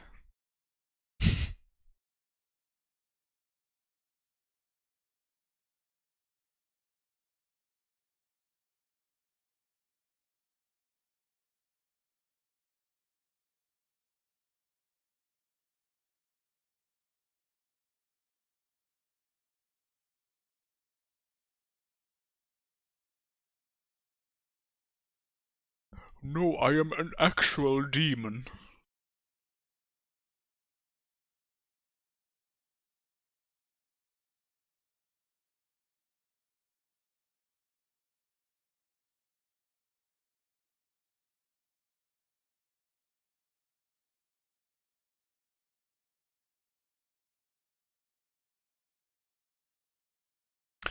Um, I, speaking of nothing, I saw the most baffling cover art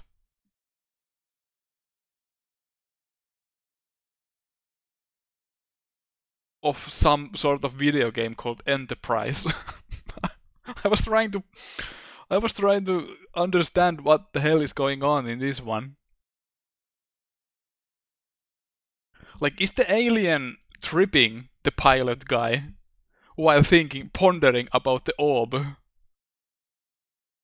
Because its leg is underneath the guy's.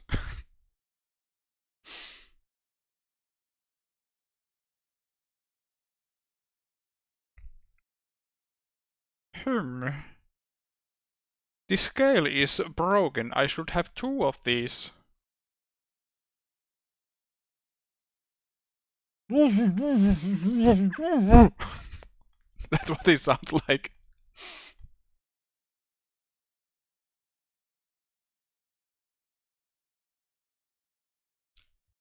That's it. I was just thinking about this cover. Let's get back to the business.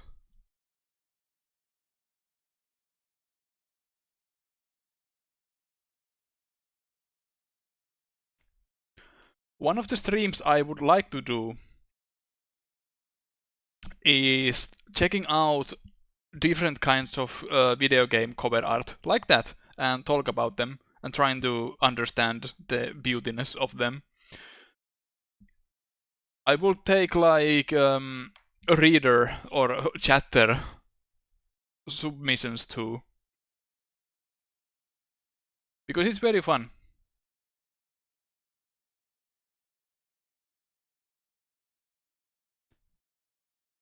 As an artist, it's fun to analyze other artwork. I got a small pile saved. I can zip them up and send them to you. Please do. I would appreciate it because I will just browse through different cover art blogs and stuff. Elaborate airplane. Well, yes, it kinda does.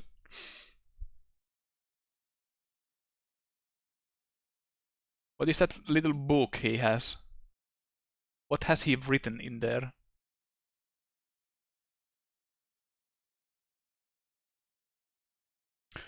That reminded me of your Phalanx comic. The idea and execution were really good. Thank you. It's one of my favorite things I have ever done. Thanks to my friend who suggested me to make a sense of the cover art shopping list.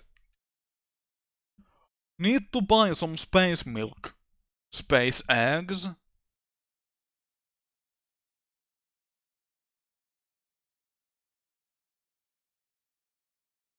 Because the first rule of writing a good sci-fi story is to add the word space to everything.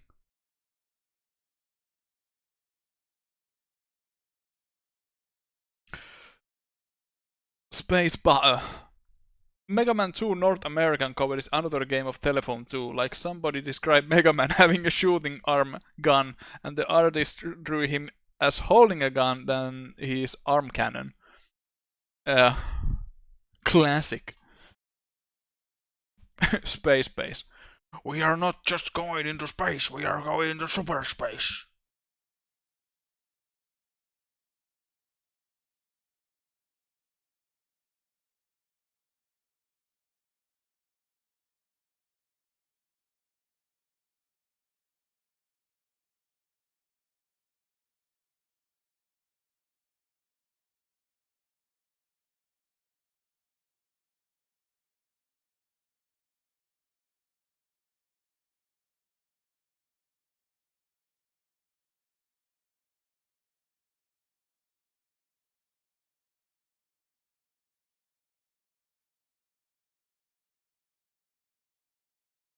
The inspiration for overanalyzing cover art and stuff came from when we were at an American diner with my friend. They had frame prints of old comic book cover arts, like Superman, Incredible Hulk, and stuff like that. And there's usually so much stuff going on at the covers. Like they tell an entire story by themselves. So as we were eating our fries and burgers, it was funny to analyze them. What is going on in here? So that gave me inspiration that I would like to do this same kind of hyper analyzing on video game covers.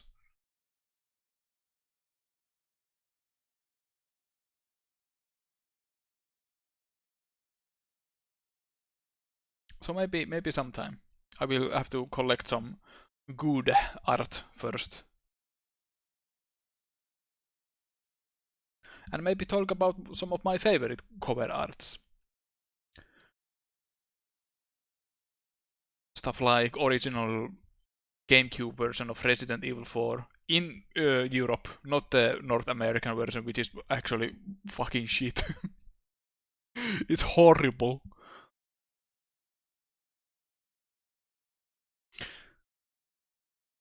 There was a website, Super Diggery, that showed Superman cover arts where Superman is just being an asshole for seemingly no good reason.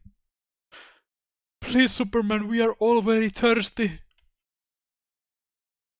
While Superman is standing on a fire post. No one gets a job.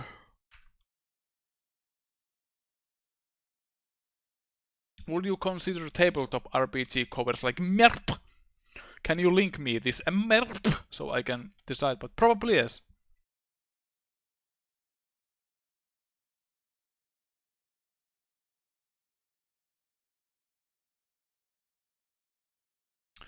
I think part of it was cover art was made separately as something to sell the audiences. Then the writers were given the cover to make a story that fits the cover.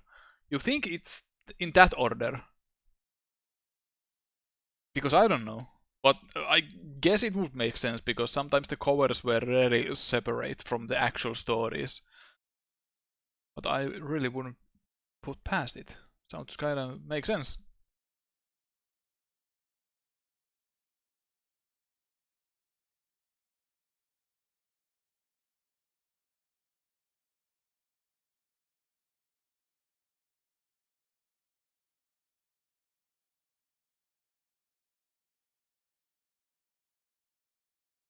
Now let's try the yellow colors.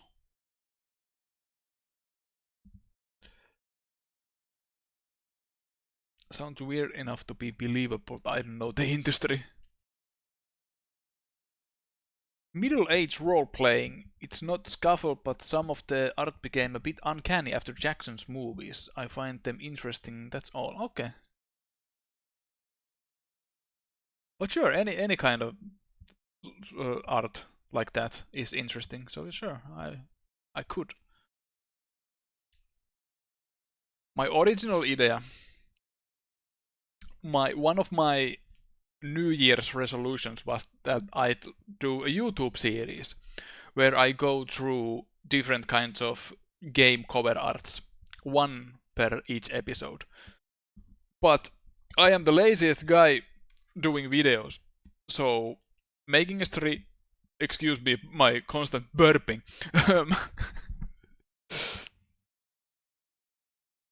Making a stream would be probably easier because I don't have that much confidence nor experience making videos. Well, you could get the experience if you do that, but I don't want to.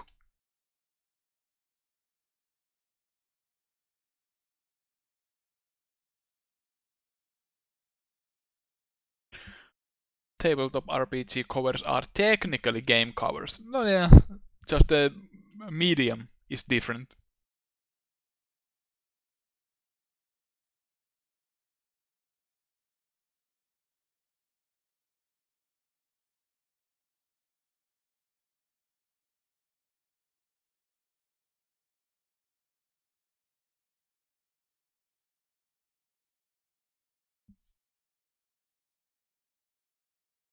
Might as well share one of my favorite cover arts if I can find it fast. Just a moment.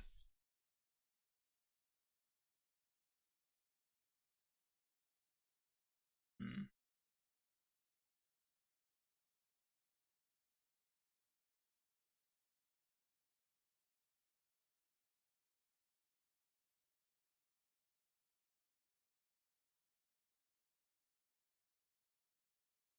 Because the actual name of the game is also very eye-catching.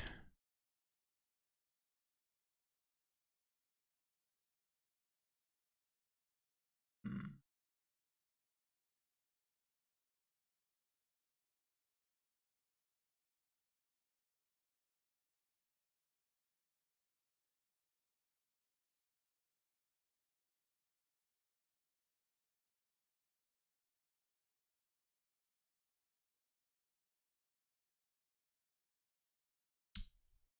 Please watch the breath for a moment while I.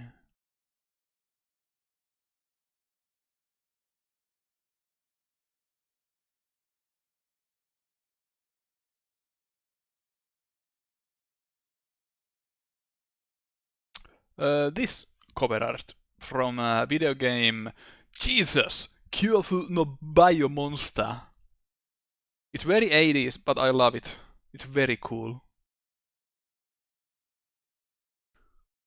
There's a cool monster, which is probably the title Biomonster. There's scared anime lady with very teary eyes, so many highlights, and a cool anime hero shooting at you. Pew pew! But yeah, it's the framing, the coloring, how the girl actually frames the picture with the hair. It's kinda cool.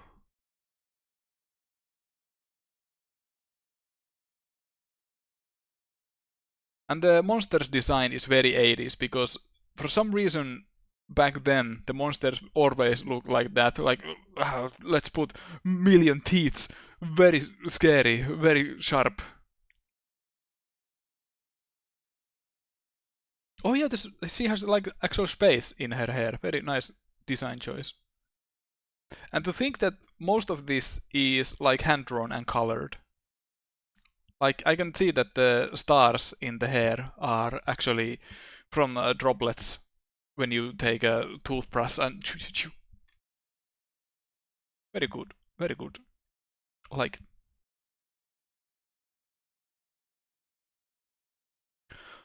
I remember watching long play of this. I thought it was gonna get wacky Christian mysticism stuff named Jesus, but yeah, it doesn't really get into the Jesus at all. It's just the name of the spaceship it takes place in, I think.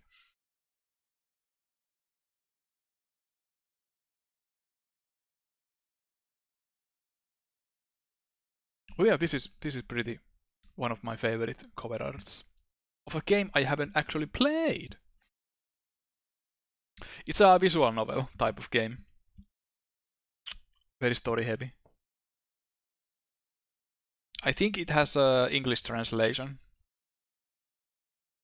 and long plays on the internet.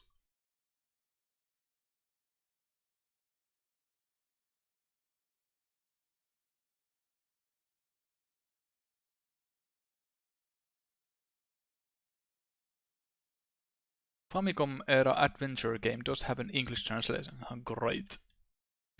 I saw some gameplay of it. It's kind of scary. It has a good atmosphere. It has a sequel too, but in that game the cover art wasn't as cool, in my opinion.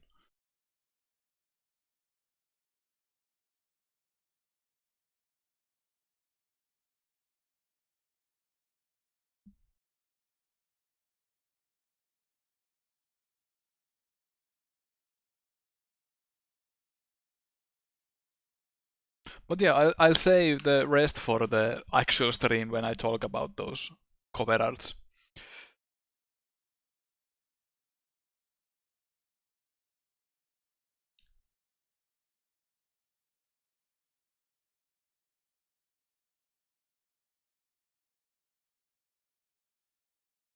Sometime in the future.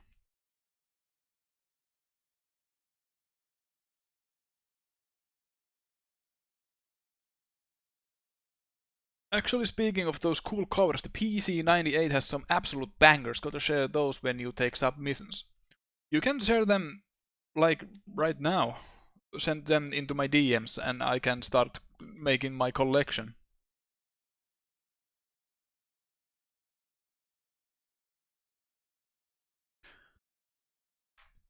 Actually, quick mention because I want to talk about like horrible video game covers too. Twitter DMs, yeah, that's fine, and email also. Setsarts@gmail.com.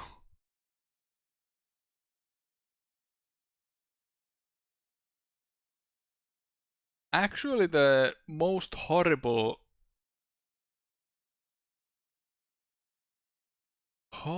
video game cover I know.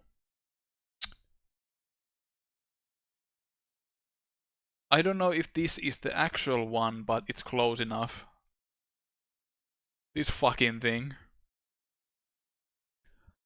Like who would ever buy this? Seeing these suffering orbs screaming in agony. Ah, get me out of here! So addictive, it should be illegal. This cover art should be illegal.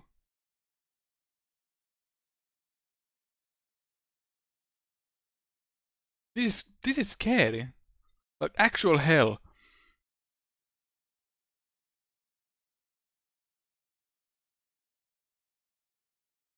If hell exists, this is what we become. We all turn into the same guy and float in some abstract shapes. And this is like what puzzle bubble? Yeah.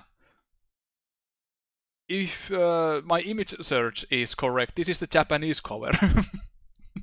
Hello, it's me, funny dinosaurs.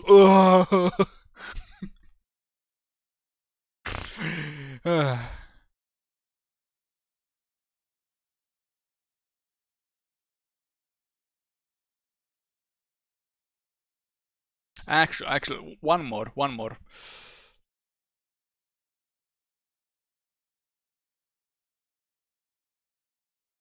more, because I like this. This is while we're on the subject. Doi. love love the faces.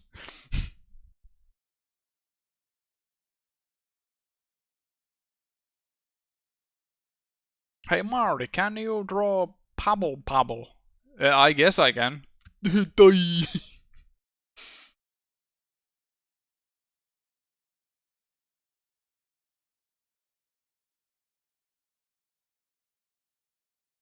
Crazy looking Pac-Man eyes. Yeah, they are.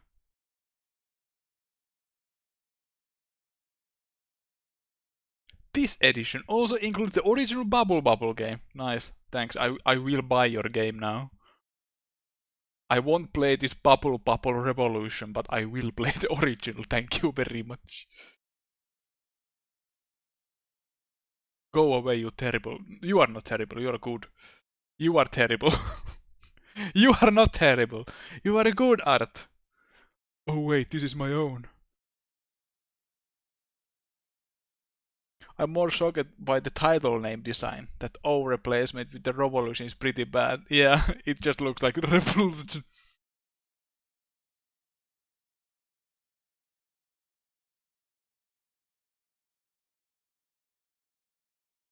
When AVGN was rating bad cover art, the one for Killer Kong had me in stitches. Is it the one where he has the very smug smile? And for some reason he has the monocle as well. He's like, I am Killer Kong.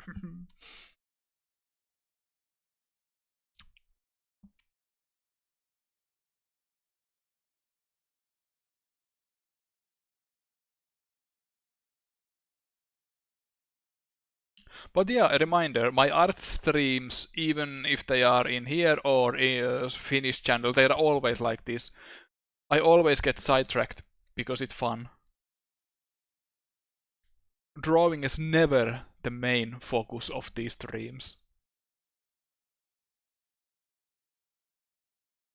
And it's great that you are here with me, because I was worried if people will show up on such short notice. But here you are, and I am here.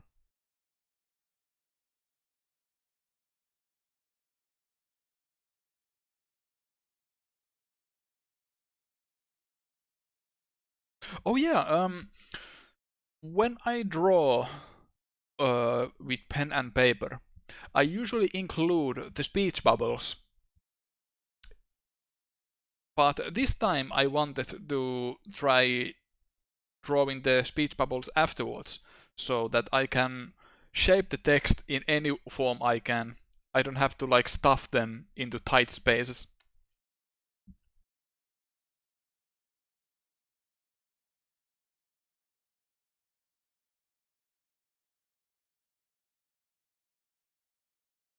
I just missed out the initial message about it since I rarely check Twitter anymore. Understandable.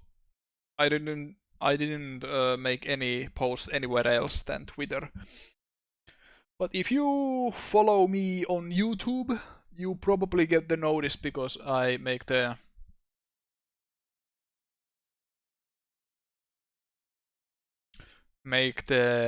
like the scheduled stream. I put it like a little bit earlier than when I actually start. Does this mean that every panel has a speech bubble? In this page, one, two, yes. Only the middle part doesn't have a speech bubble because it already has the whoosh. It has the whoosh.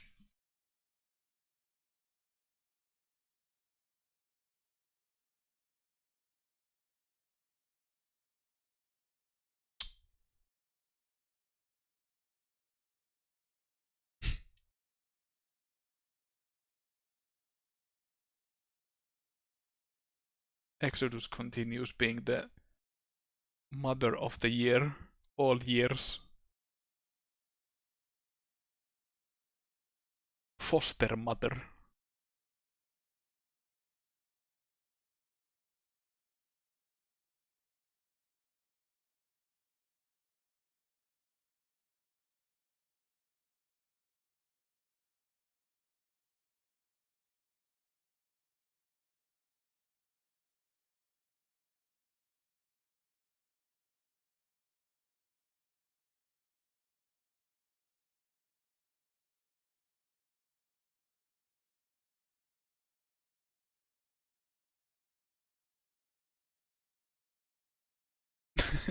Exit bapticide.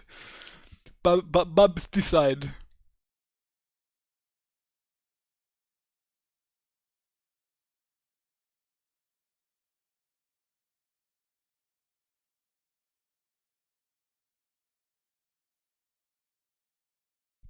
It's just in these games or concepts universe, dragons can't breathe fire if they are dunked in water, if they are wet.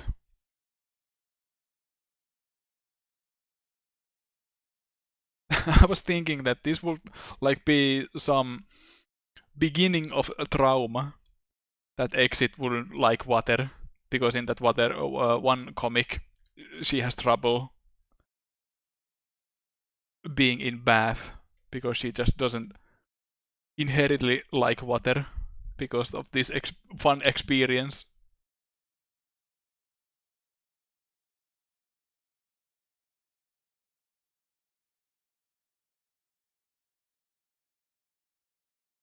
Does there exist an episode of Addams Family with the name Fester Mother?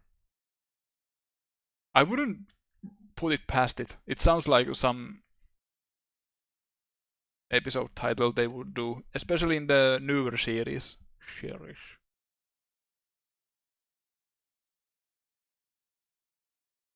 Not the old one.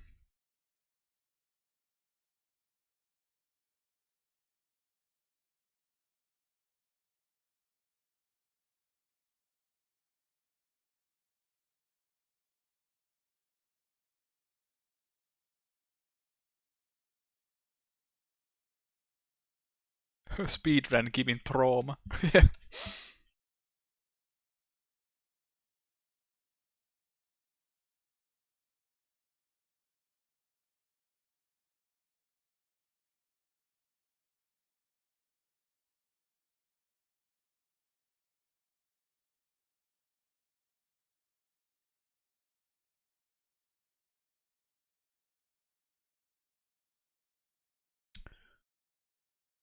And this page doesn't need as much red because they aren't that close to the forest fire.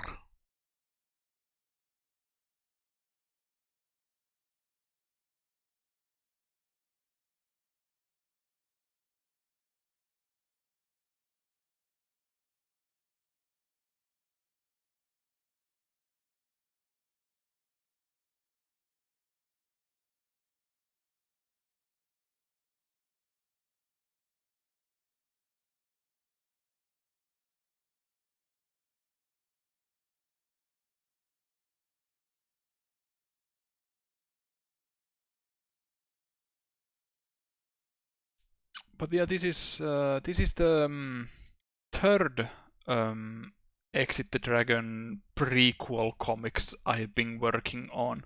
The first two are on my Patreon, but I'll shortly upload them into Twitter as well.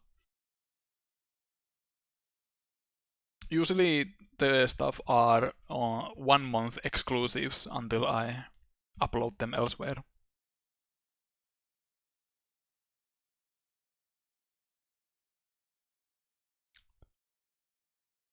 Please subscribe now to my Patreon so that I don't have to take as many commissions and can focus on my own thing. Not mandatory.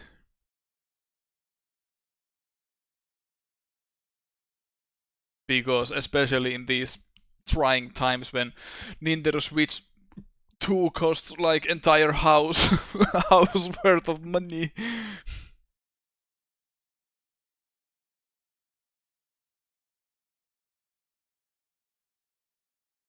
I don't have that many interesting perks to offer on my Patreon because I'm scared of becoming a Chester court court Chester, only drawing stuff people want me to see and not stuff I want to see and do.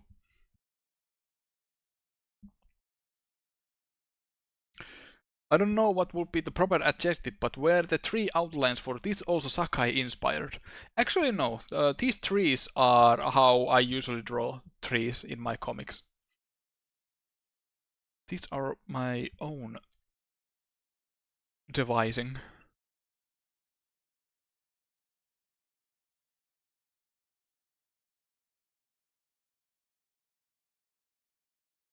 But then Sakai does pretty interesting looking trees also. Like they are so simple but yet so clean and recognizable and detailed. What other words can I add to the mix?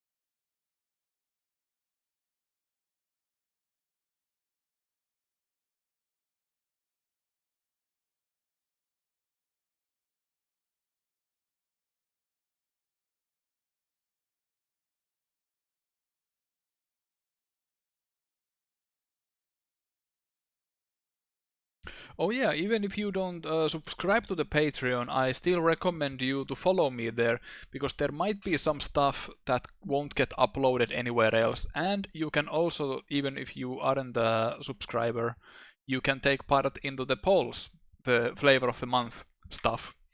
Like the previous month, the options were, let me see if I can find it. The options were these. I usually grab and list some trends and memes people draw. So I usually list them and put them into a poll.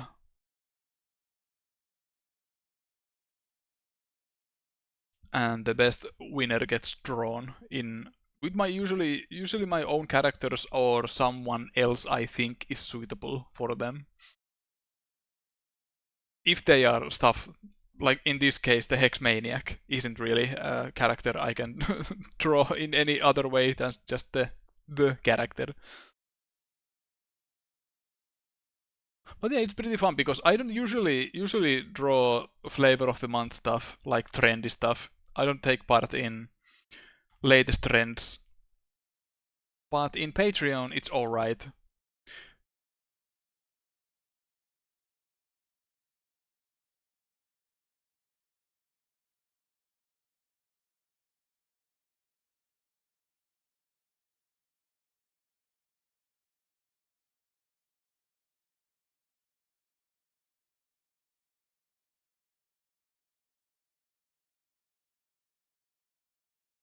I clearly haven't paid enough attention then, but for some reason the trees caught my eye in this one. Probably because if you have read Lottasvärd, it mostly takes place in winter. So I haven't really drawn like evergreen trees. No wait, evergreens are especially those you can see in winter, but trees like that, trees with leaves. So yeah, understandable that they would catch your attention because I haven't really drawn shot trees.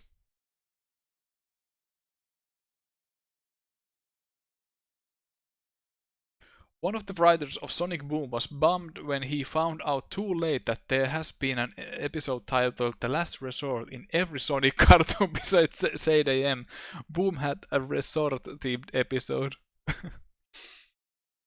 I was thinking that, do you ever get tired of drawing backgrounds in Lotta's World? No. I have found enjoyment in drawing backgrounds.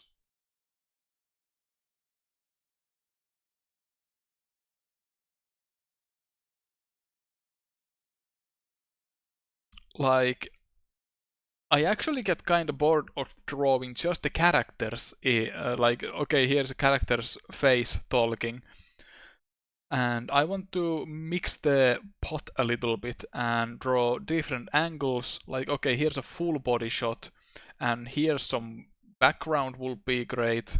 So no, actually the opposite. That I have started to enjoy drawing backgrounds a little bit, but it's still a challenge to do stylistic backgrounds or background in any way.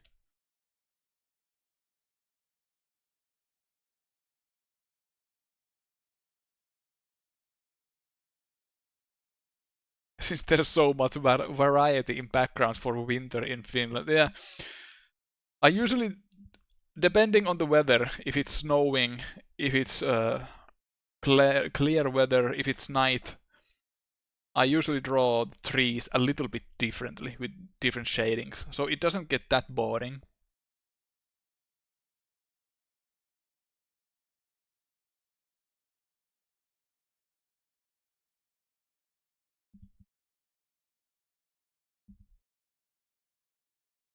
Just got jump scared by the Dobson bear. Oh yeah, I didn't even mention one of the fun things.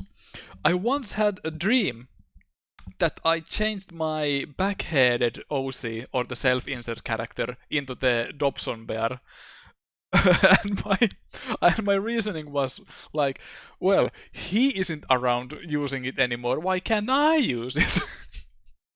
and I just adopted the bear. I was using it.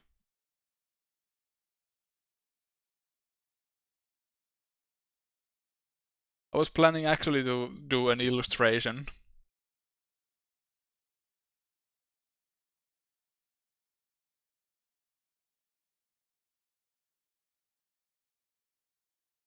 Illustration of that funny dream.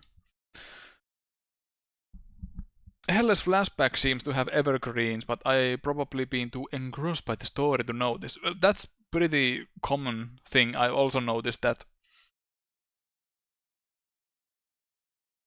sometimes I just read the speech bubbles and don't even realize what is going on in the art. It's a bad habit, especially when I draw comics myself, that I don't even look at the art. Very bad habit.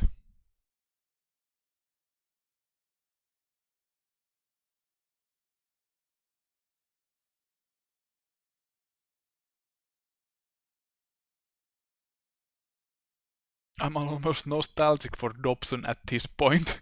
yeah, he's an OGs, one of the OGs of the internet.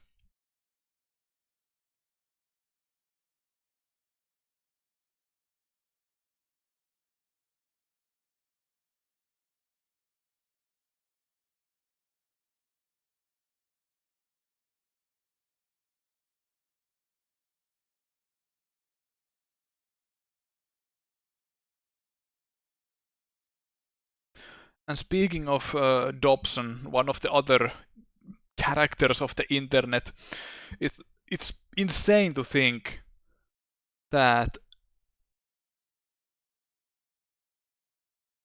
do I even want to mention this? It's insane to think that the author of Sonichu is now occasionally visiting Finland. When I first saw the Pikachu and Sonic hybrid, I never even imagined that the guy would come to Finland many times. What a world we are living in.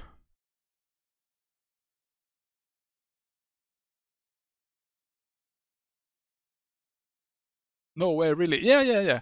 Um, Christian or Christine Jan, whichever it is nowadays, has quote unquote girlfriend who is Finnish. So he has come to Finland like 5 times by now. Latest sighting wasn't too long ago actually, so he might be in Finland right now.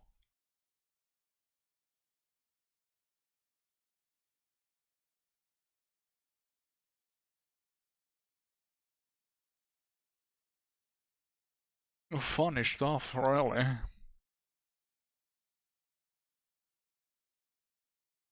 Latest sighting. I'm talking like I'm talking like Chris is some sort of cryptid.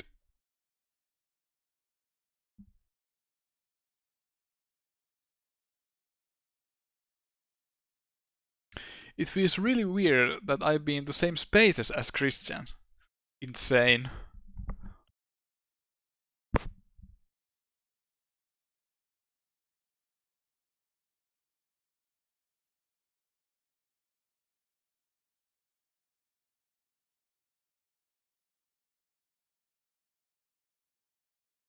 It feels weird drawing in grayscale after all these reds. I hope it isn't too like who's this? Kaneko, go away. Um I wonder if it isn't too much of a gut punch to switch between the colors and not colors. Like page 3, page 4, page 5, page 6. I think it'll work. And I forgot to add the sparks, or I don't know what do you call these little droplets?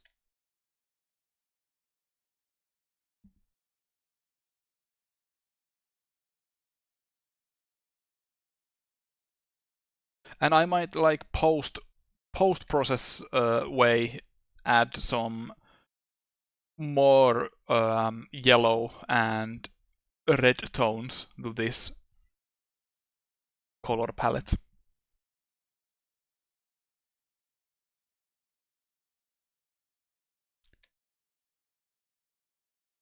But yeah,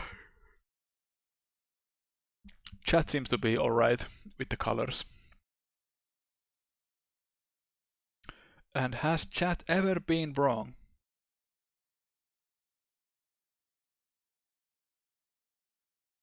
But chat is probably consisting of people who like my art. I would like someone who hates me as a person and my art. I want to listen to their opinion. Looks like shit and I hope you die. Okay, thanks for the criticism. I will take them to heart.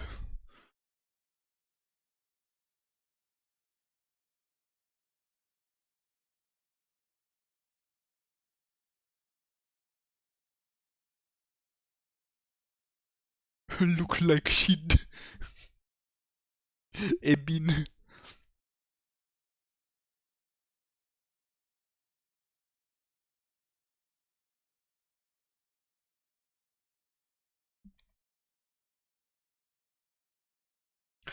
I'm a bit of a twisted individual, but I actually like reading some anonymous comments where people don't like my art because it gives me strength that I am not perfect. Makes me human. Because social media makes it easy to overinflate your ego. Like, yeah, this is awesome. Everyone likes me. I can never do anything wrong.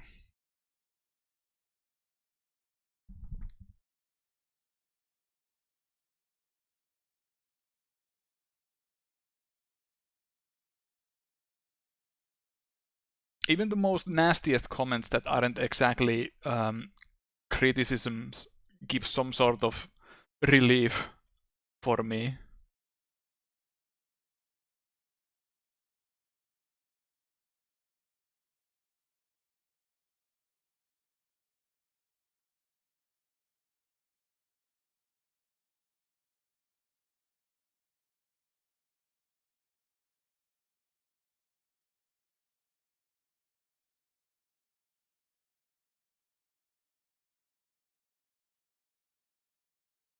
Like one of my favorite comments is um,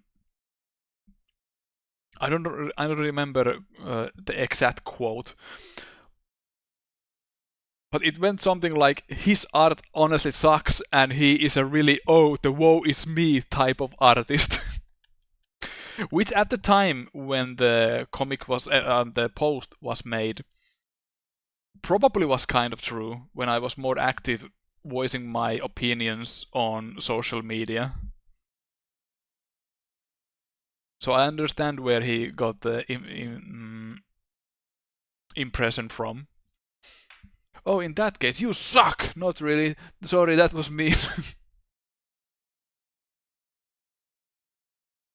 It's good to get varied and sometimes brutally honest opinions, but never too harsh on yourself. Yeah, you never take the comments to your heart too much.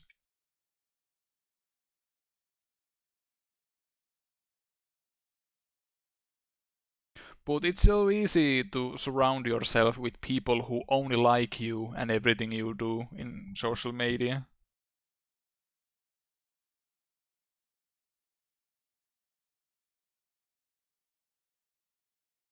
For me, seeing my peers come up with something really good always motivates me to improve. Yeah,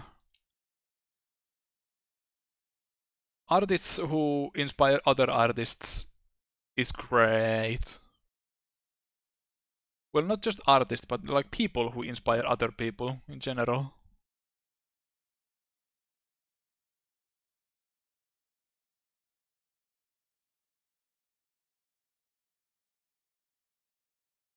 That's so cool when the highlights are red, but the shadows here are black. It gives her a cool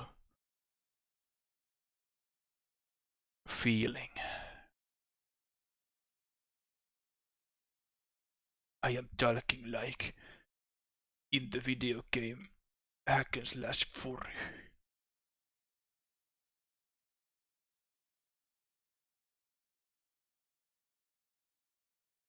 And now I imagine this comic of Seth painting something like the Sistine Chapel and scrolling through the million praise comments, seeing that one "this is shit" comment and going heart and rose eyes. That's me.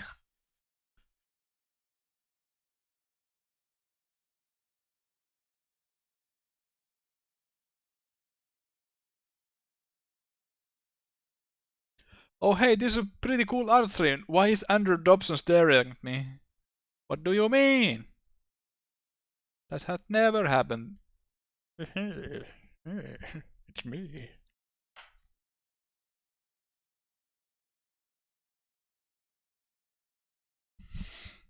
I always felt your art has been rather eye-catching. Think the first things I saw from you was some Hyrule Warrior comics. That is, I have like, mm, I personally think I have like two or three things where people found my art. First one being the Toho comics, second one being the Hyrule Warrior comics, and the third one being whatever, Splatoon.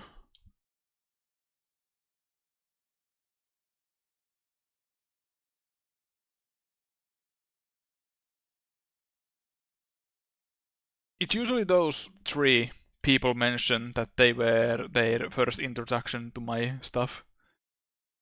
And that's great. People bringing up the Hyrule Warrior comics is always warms my heart.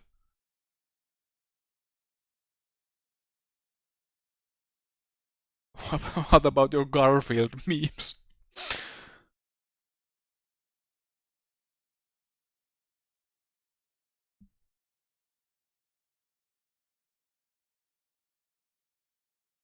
Are from your streams the option D? Well, they aren't really like art related, but yeah, sure.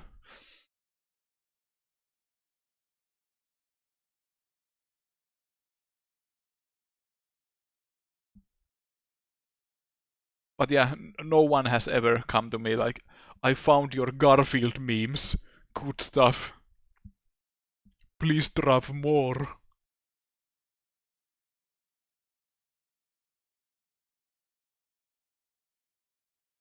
To which I say, no.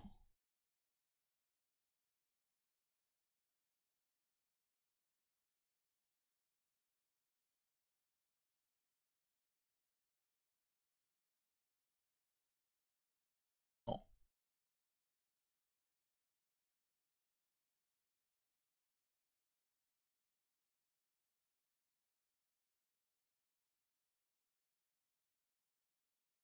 But yeah, criticism in internet, especially nowadays, is near impossible.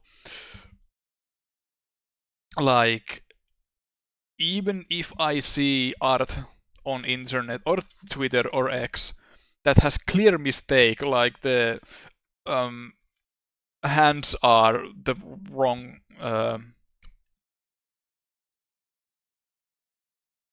hands are switched, left hand is right hand, and so forth. I am really hard pushed into actual commenting stuff.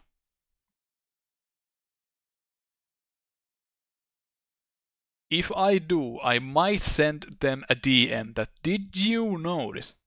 Or I just ask carefully that are you taking constructive criticisms towards your artwork, dear madam or slash sir?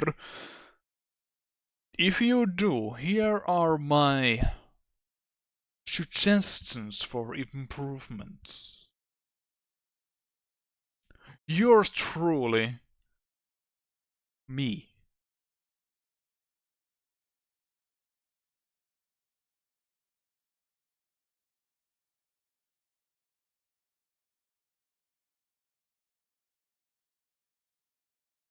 Back in DeviantArt, people were more outspoken. They would clearly say that something didn't work. Like, I remember this one guy, I was drawing some backgrounds without ruler. I was drawing city backgrounds, and one guy just said, "Holy shit, pick up a ruler." Yeah, good point.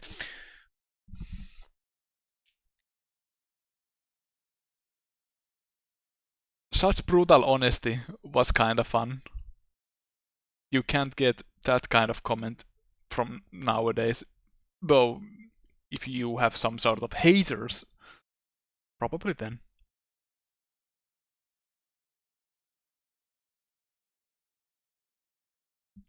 Do you think that one prank of putting a bucket of water on top of a door is considered a war crime amongst Dragon Society? Probably yes.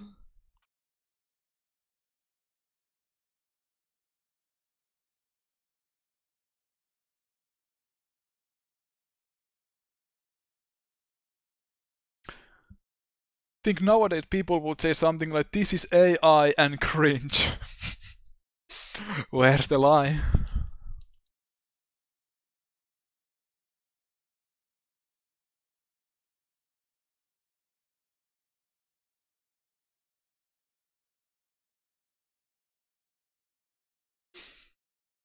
AI art is getting so good nowadays that it's become my hobby to identify if some artwork is AI or not.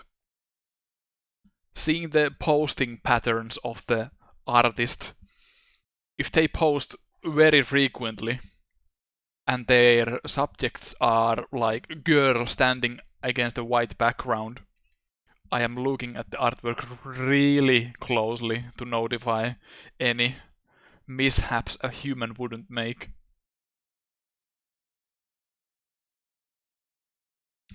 The big giveaway for AI art for me is to look at the hair strands and the lines of them. Yeah, that is pretty good. And the eyebrows. If the eyebrows go on top of the hair, which is normal, but if the lines don't align, that's usually pretty good giveaway. And some weird inconsistencies in the backgrounds, if there are any. Like if some line looks melted, that's usually a very good sign that AI was used to produce this artwork.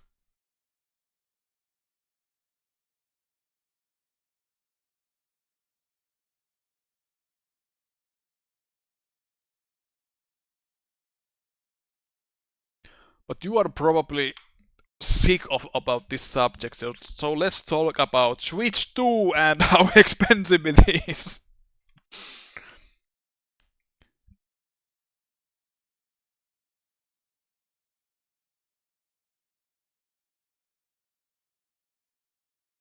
I have to vet it too. Shit sucks, but it's made me appreciate more amateur work better. Yeah, I was talking about this on Twitter the other day, that even though I always liked MS Paint tier artwork, now I like them even more because they have so much soul. Let's see if I have any examples from my Epic folders.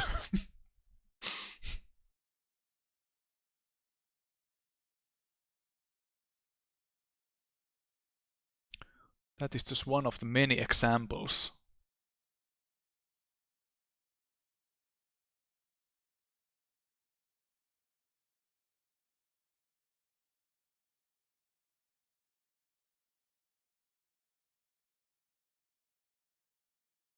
I haven't kept up with the quality of AI art. Has it gotten better at fingers? Oh, definitely, yes.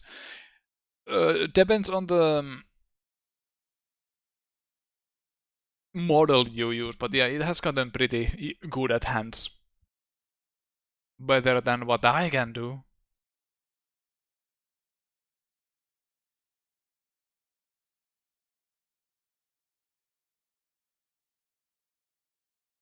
Let's see if I have any good MS Paint tier artwork.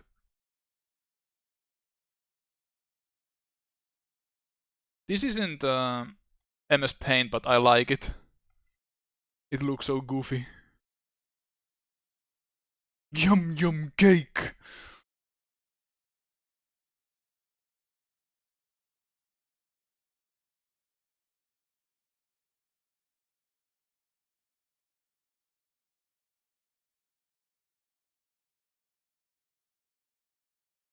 This is pretty funny, because I showed this on my stream when I was playing Tales of Berseria, and some people thought that I had drawn this, which I don't agree with 100%.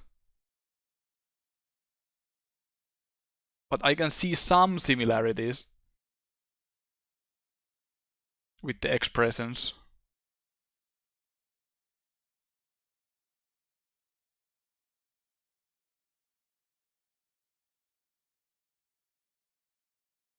I love these expressions, dude, from the second try, especially. Yeah, very smug. But yeah, that's the art corner. Let's get back to drawing. But yeah, art that isn't really highly polished is pretty great. I like it.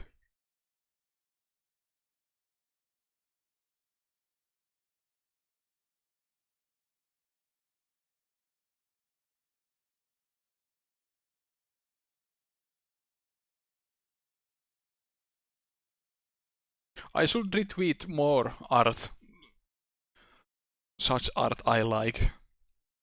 But I don't want to flood people's feeds with retweets. I'm using my social media very sparingly. No food pictures, no epic gacha rolls.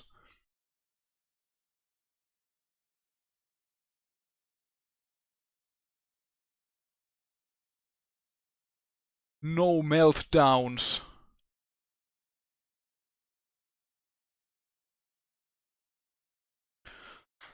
Totally unrelated, but I'm always surprised to see where your art ends up like Mecha Game Zilla's Christmas videos. Yeah, of course. I love the dude's videos, so it's the least I can do to support him. Of course, I am his patron as well, because the Infinite Review channel is like the most underrated channels on YouTube. I love the dry humor and the subjects, because the videos also have very huge variety.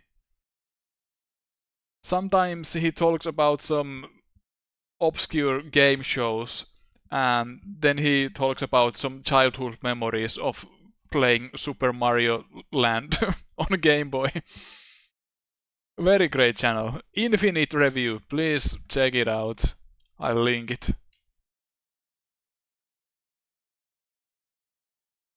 I'll link it because you won't go there if I won't.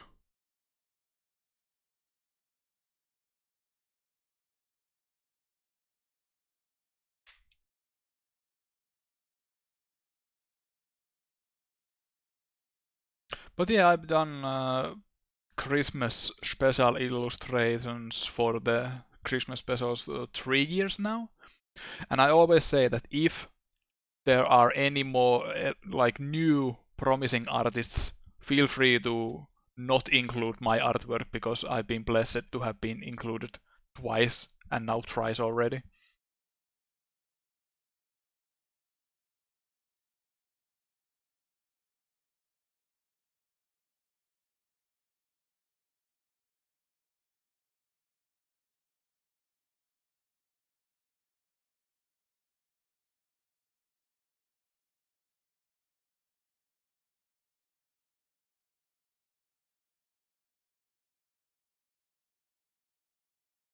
But guys, please don't go to that YouTube channel right away.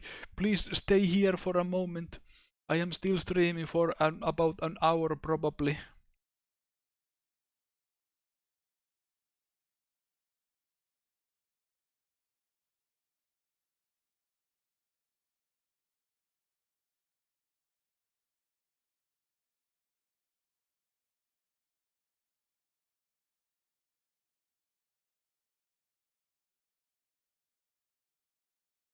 Don't touch that link. I'll lose my revenue.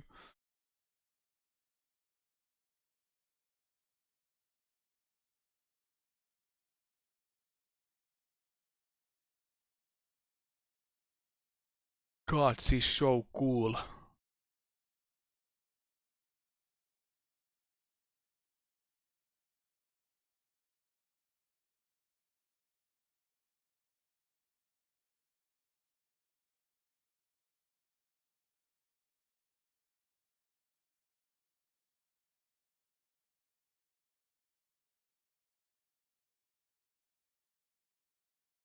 Putting out an entire forest fire with just one basin of water. Impressive feat. Not like feet, like feet, like. You know what I mean.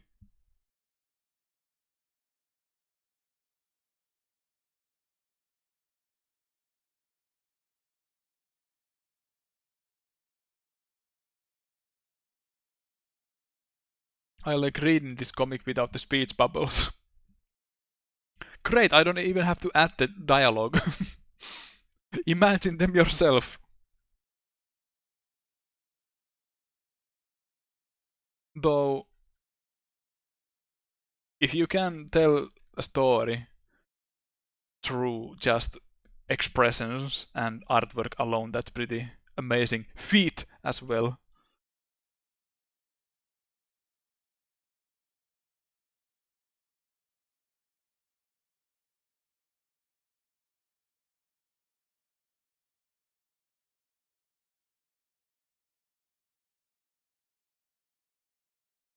I added that text is not written in the actual drawing because I wasn't sure where I put it, what I put it, where I put it.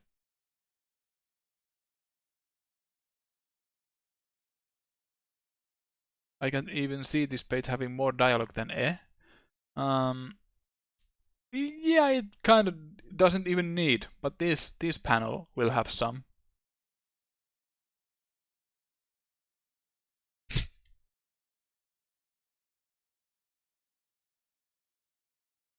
Is that Croc? Yes.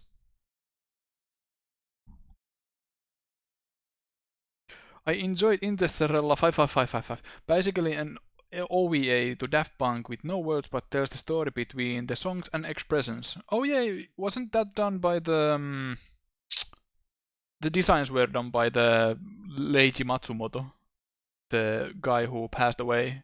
a few years ago. Author of Galaxy Express 39 and Captain Harlock.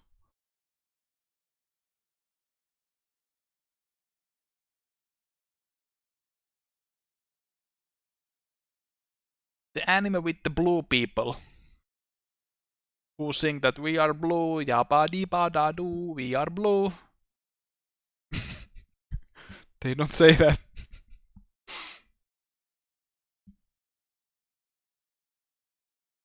Yabba dabba doo, I am blue.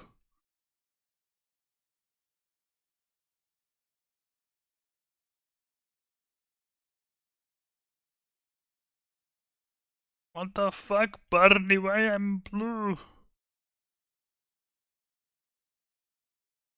Wait, who in the Flintstones is Barney and who is Fred? Fred is the main character. Yeah, Flintstones. Fred Flintstones.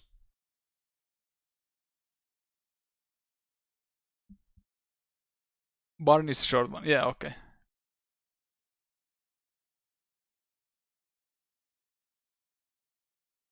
So my epic quote was correct. He would say, "Why the fuck am I blue, Barney?" I don't know, Fred. Maybe because you ate my blue pebbles? My forbidden blue pebbles?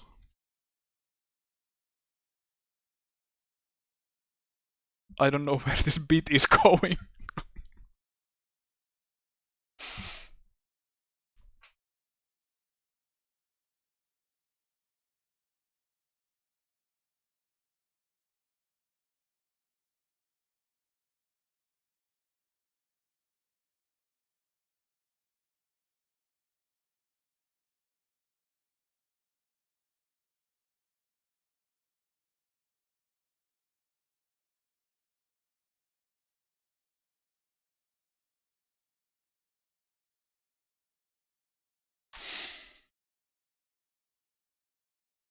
I am all out of my delicious cold brew coffee. What do I do now? Do I have to drink something boring like water?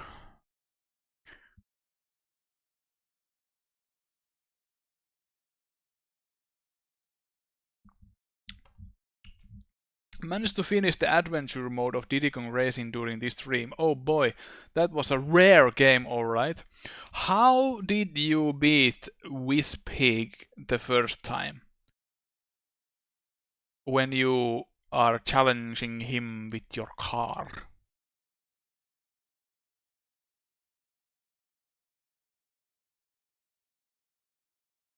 It took me probably like 2 hours. I couldn't beat it without using the mashing A button boost because you go faster if you uh, mash the A button.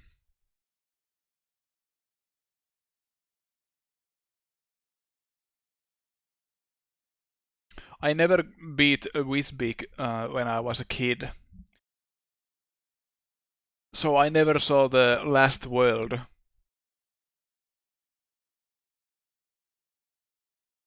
But if you could beat him legit without any tricks, then my hat's off to you. I tip my fedora to you, my good sir. Have some Reddit gold.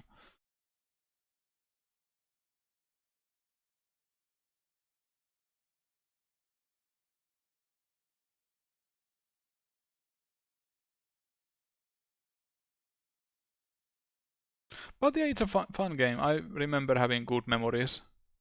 Even though the boss battles are kinda brutal. I know that you get more boost when you let go of when hitting a boost pad, but the game teaches that. I probably didn't know that when I was a wee lad.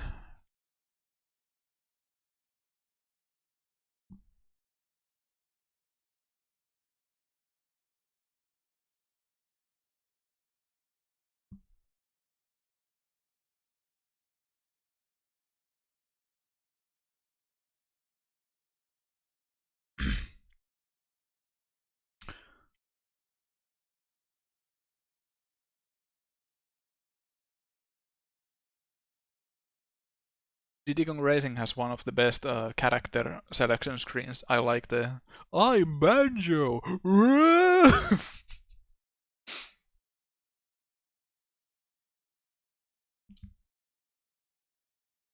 I wonder if the new Mario Kart has something like an adventure mode. The dedicated, direct, and free roaming have me hopeful. Yeah, it looks pretty interesting on that regard, yeah. Dynamic music is so cool. Yeah, Rare was doing pretty much dynamic music back then with Banjo Kazooie and stuff like that. I was wondering if this panel would have Alter Red, but if she is like quenching the fires, then it probably would make sense that there is no red, even as a like a impact frame stuff.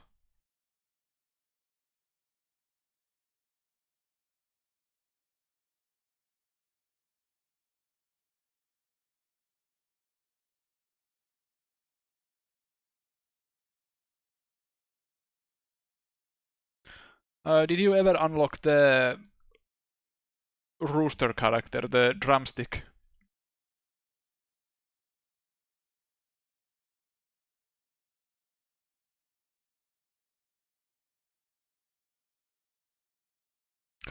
Maybe like red fringes on the border, like it's recoiling away, if that makes sense. Yeah, that makes sense. Like something like here, some red. It could work. I had to look up how to get drumstick. It was bamboozling, but neat. Yeah, I think I also learned how to unlock him through gaming magazines.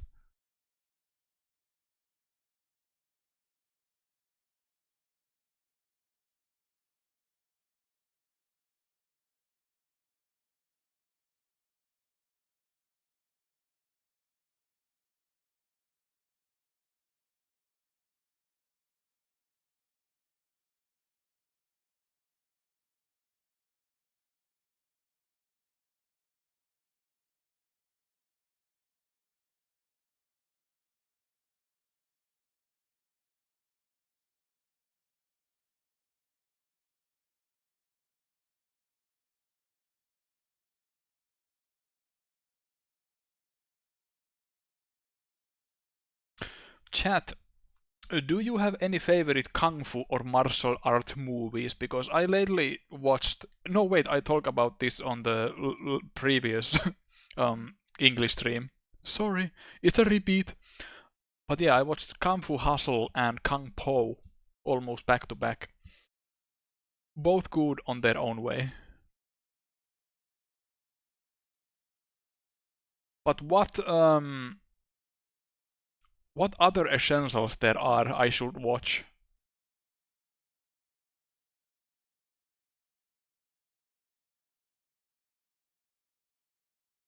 I was going to say Kung Fu Panda as a kind of joke, but it's really good. It is very good. And it's funny how much parallels there are in Kung Fu Panda and Exit the Dragon.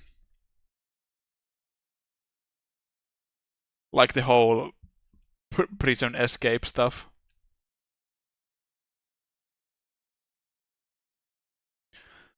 There's a bunch of Jackie Chan movies. Drunken Master 2 is cool. Oh yeah, the James Rolfe made a video about martial arts movies. And he said that he prefers Jackie Chan movies because he's also always like um, stumbling about. He isn't very good at fighting. It's about the learning when compared to the Bruce Lee movies where he never loses.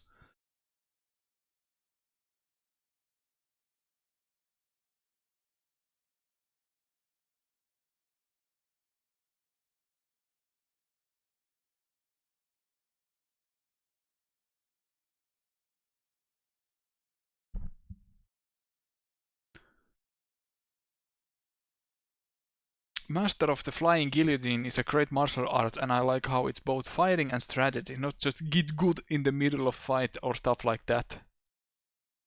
Wheels on Meals. Drunken Master 2 is cool. Is Kung Fury Kung Fu movie? I don't know. Are you asking me?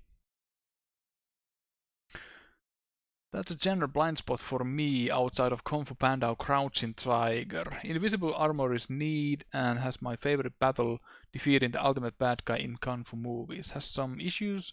There are two old guys that look way too similar, but it's still a great watch.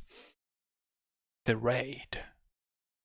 Protector has one of the best fight scenes, but few minutes long tower climb all done in one great unbroken shot. Raid Redemption. Okay, that's a pretty good list.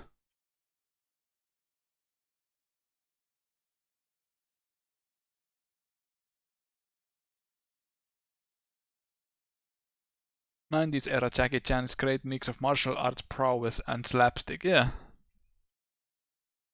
fighting with the most unconventional tools like ladders.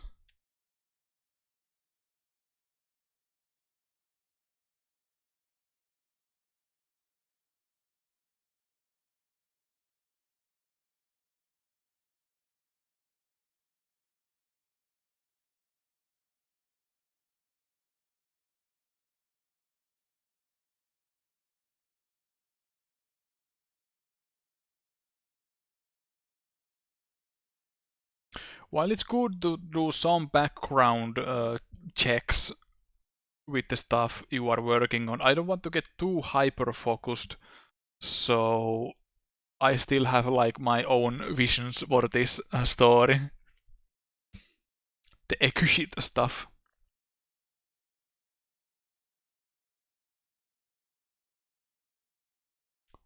But I still don't understand when people make video game adaptation movies and the director is like, yeah, I don't even watch the original games.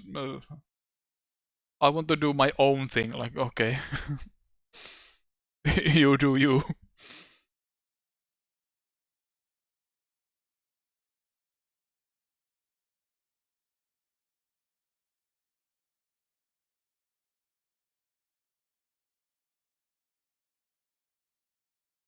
Like, yeah, I understand that they want to do their own vision, that watching the cutscenes from the original game might affect their own judgment and stuff, but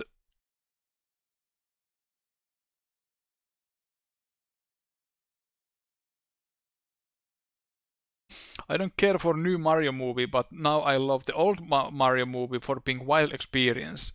Yeah, it's not that good of a movie, but it has some neat ideas which I can appreciate. The set pieces are very, very interesting.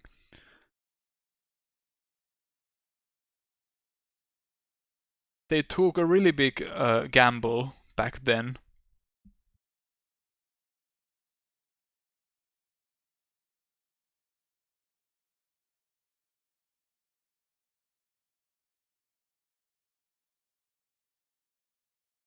Like, imagine being a movie producer back in the 90s and people show you Super Mario Bros. 3, like, okay, make a movie about this.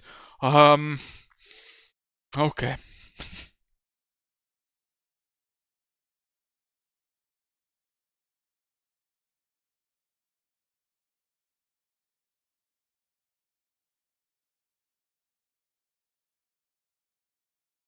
Do we make it gritty and dark, or do we do Pee Wee Herman?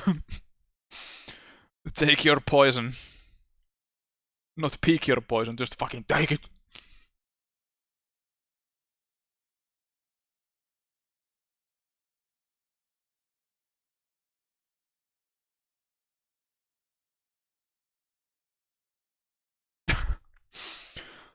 Now this is the part where the hero plumber guy jumps on a walking mushroom. What is a Goomba? Anyways, I was stomping on those Koopas.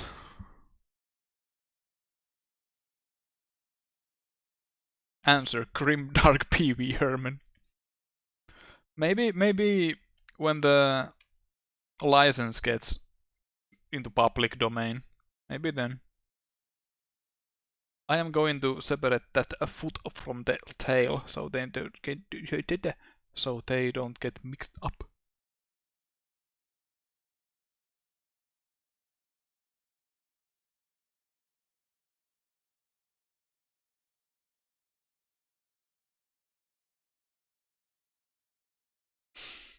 Like this. Maybe the board. Board could also be separated a little bit like this.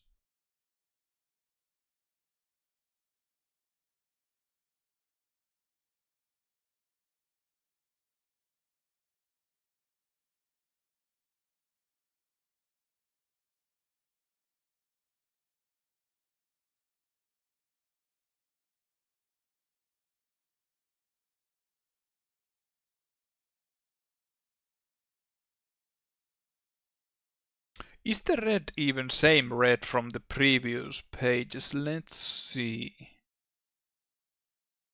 Because it changes a little bit because I have picked it manually. It's a little bit pink here. So let's see if I can adjust it. Yeah, that works.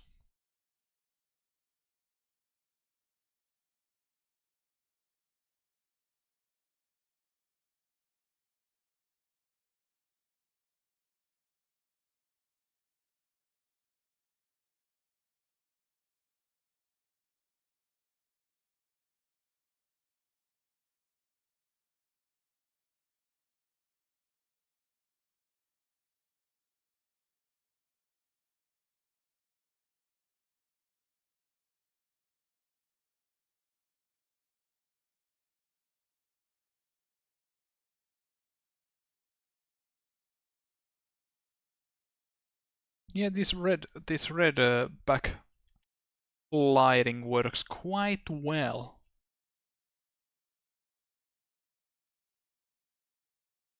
Like that there's some burning still going on.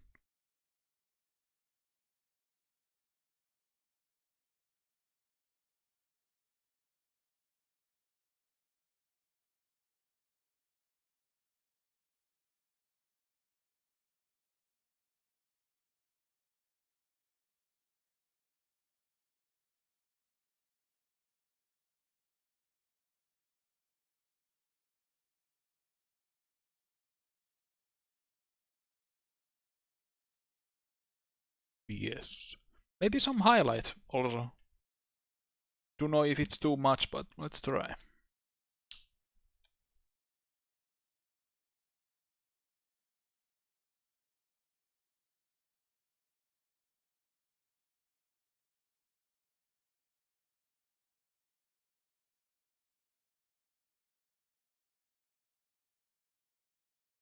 Where does the care part of some sound effects even come from?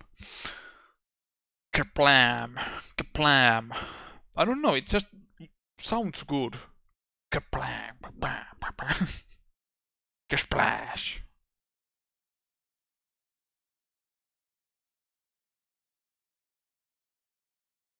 When I think of impactful sound effects, that's what I think of. Kerplam, kerplam.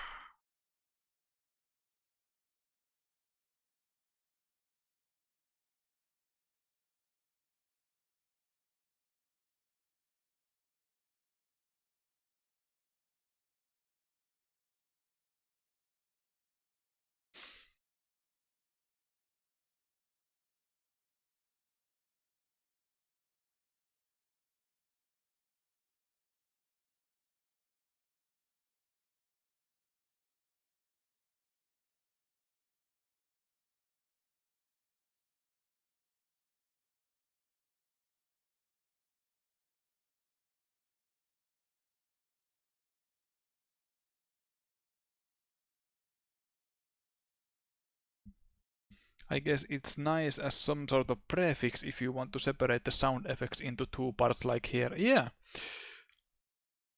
I like to do that because it reminds me of my favorite media, Japanese manga. Because in manga, the sound effects are part of the artwork. It's harder to make good looking sound effects in Western languages.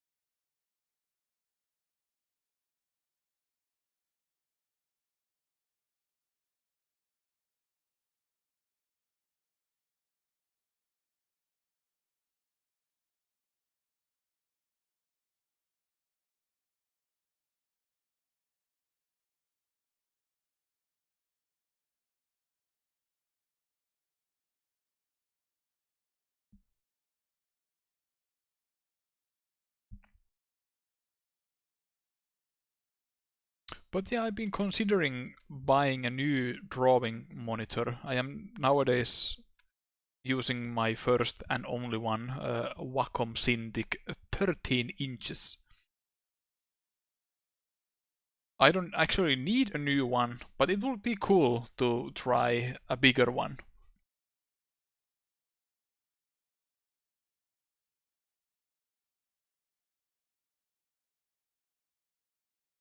Exit is happy because she thinks Exodus killed the evil Walter. that's actually that's actually funny. Funny and probably true.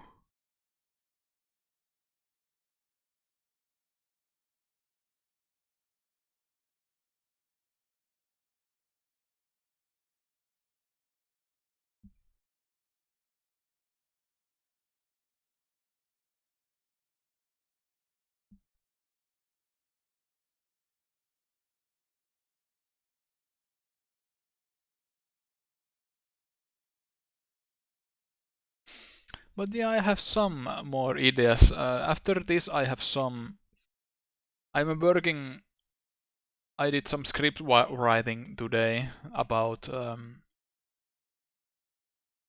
It's not. It's a little bit of flashback, but when the exit and escape are a little bit older. That's one of the comics I'm working on, and there will be some shorter ones as well. Lots of exit stuff this year. If I ever come up with any other game concepts I have in mind, I promise they won't be as robust as this one. Because originally this was just an idea that, okay, beat them up with a dragon girl. Okay, that's cool. Not like entire comics and world building. But I don't mind, it's been fun, and I've been enjoying that people have liked the characters too, because I understand that people are a little bit hesitant to draw fan art of Lotta characters because they have the real world connection and stuff like that. But this is entirely fantasy, so it's easier to get into the characters. I think. I think.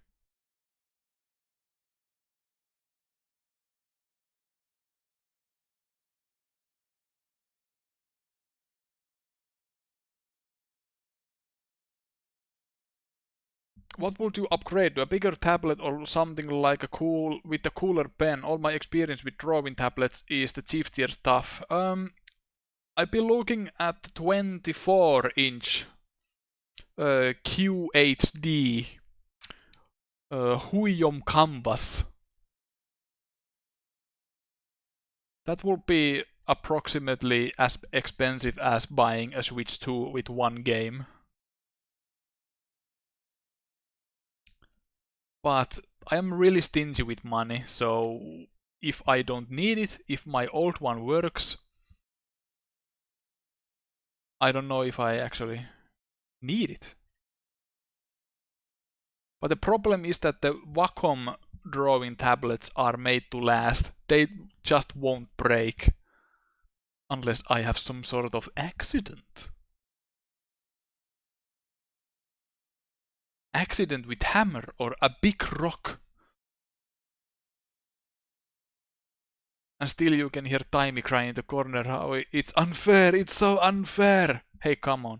Lotta's Word has like 20 chapters. I will get back into it when I have drawn the exit stuff and my other obligations. Obligations being in projects which I can't talk about. I can talk about the Bad Janitor video game I have made the character art for. It's wishlistable in Steam. One of my good friend is the solo developer of it. And there is no release date yet, but to my knowledge it will come somewhere in summer.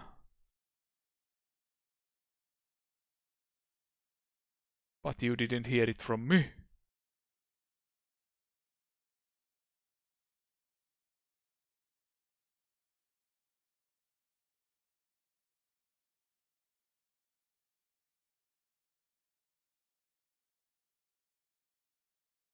That is one of the things which has kept me busy last year.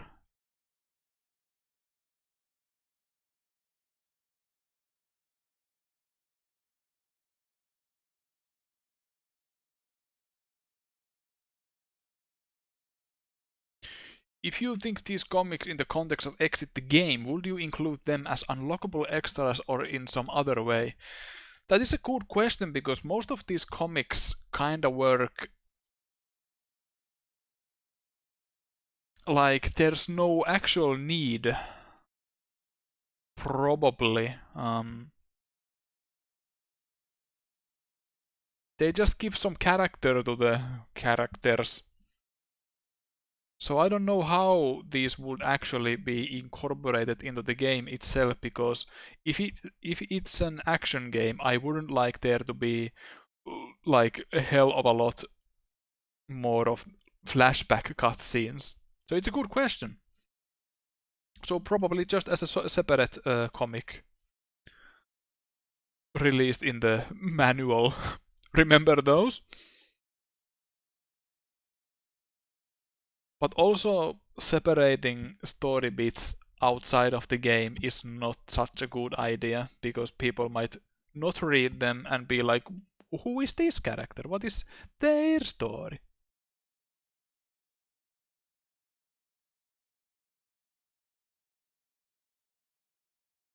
So yeah, a good question actually. Good question, hard to answer.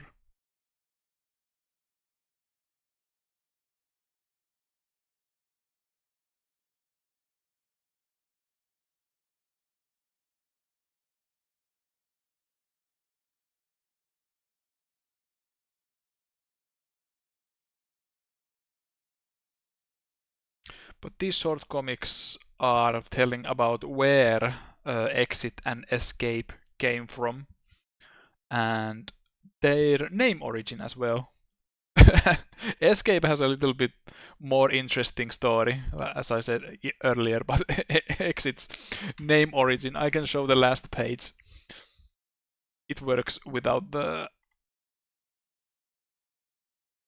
text. You can probably understand the context.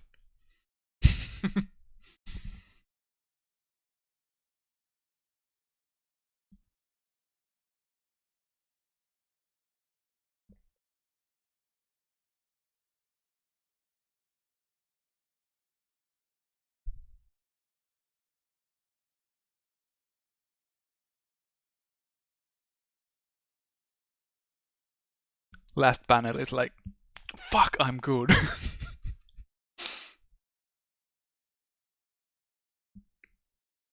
Exodus, you've done it again.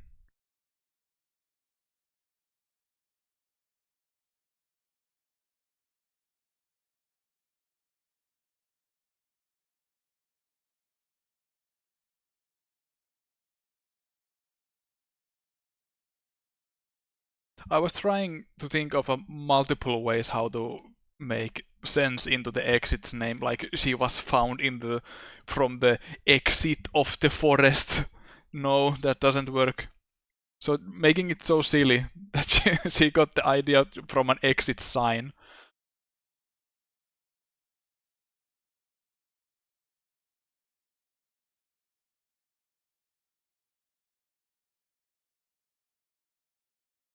Literal exit sign.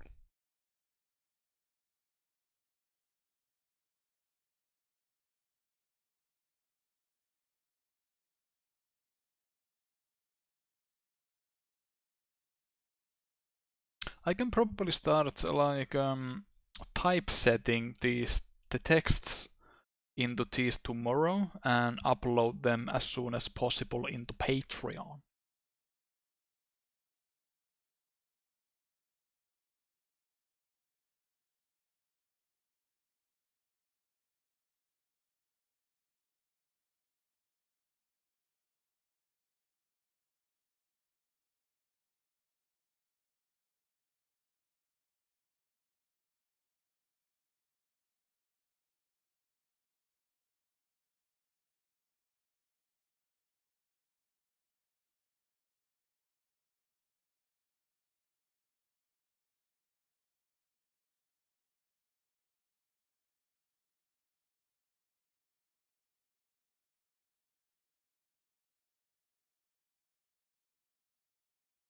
The naming convention in this setting is also a pure mistake. Well, not a mistake, but pure accident. Like the very initial concept was that the story would be about the very last dragon, and that the dragon will die at the end, being the exit, the dragon's exit from the existence.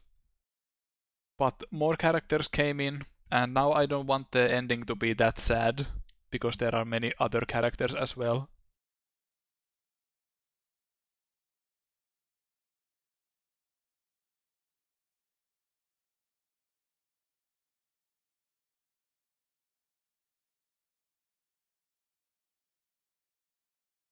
But themes like extinction would come into play, that the dragon people are like on their way out.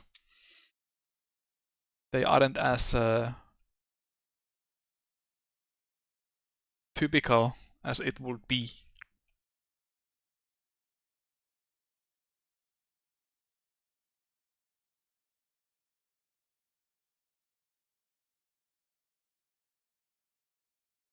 And originally the Exit the Dragon was just the name for the game concept. But when I repeated it in my head, it was like, hey, the character's name could also be Exit.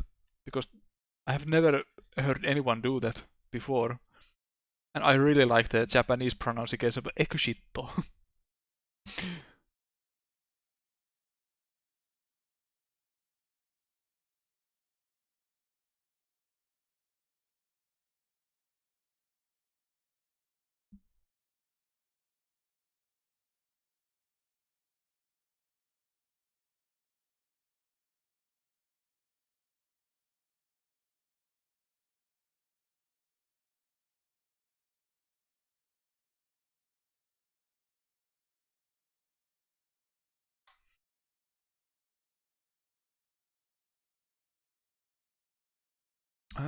What page is this?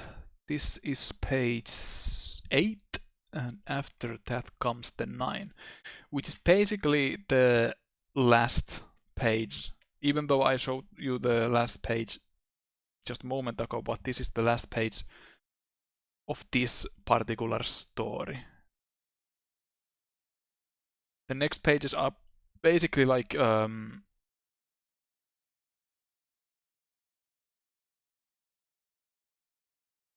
after credit stuff.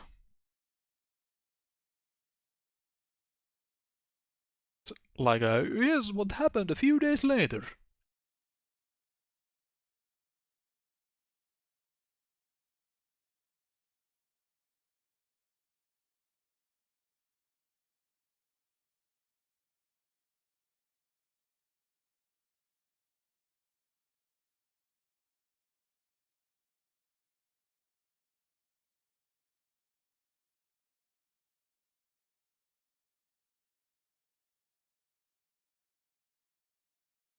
Actually, I want to add the dialogue into those two panels because it's too funny in my head.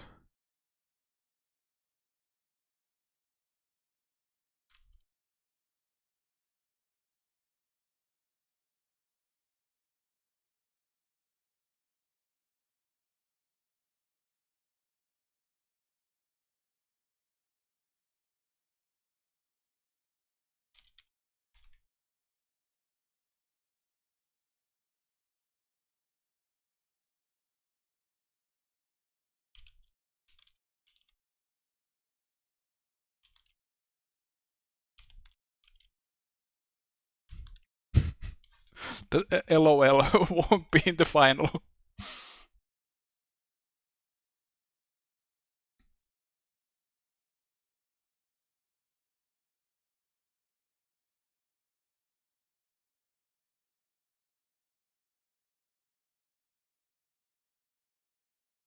Kiev. Chilled.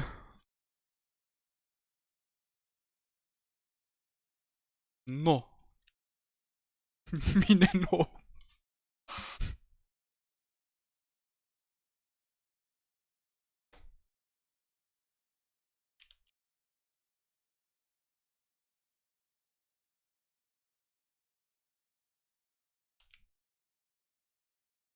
Actual dialogue.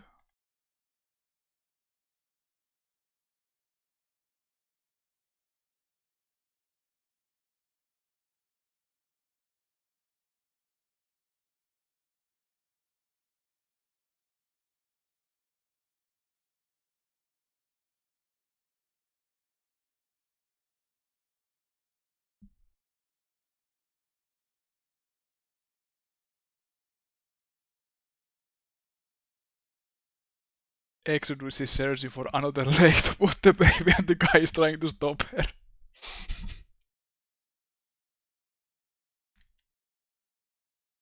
All the dragon men I have drawn are kinda goofy looking or old men. I should draw some really cool looking one.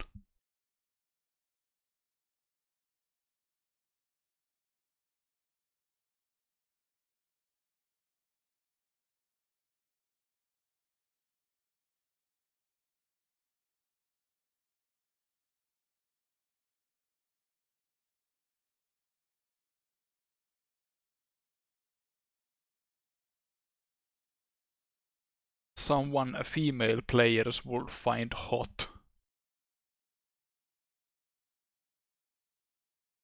Aiming for those Fujio audiences. Is that Noel from Deltarune? I don't know who that is because I haven't played Deltarune.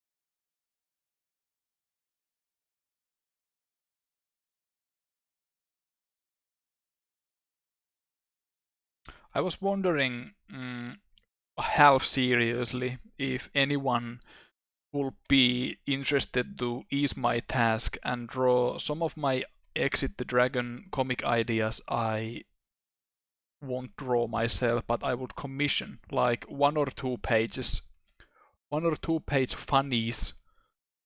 But if they are just 1 or 2 pages, I could do them myself too. So I probably won't. It would be funny, but so far I am doing all this by myself.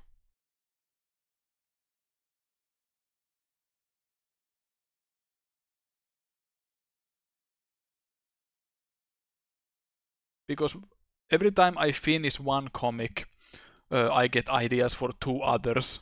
So it's never ending.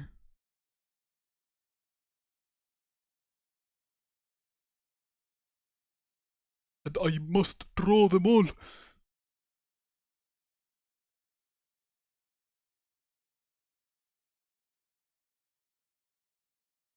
At least write them down. Yes, of course, I have written and drawn the scripts for them, of course. Even though if I won't draw them, the ideas are.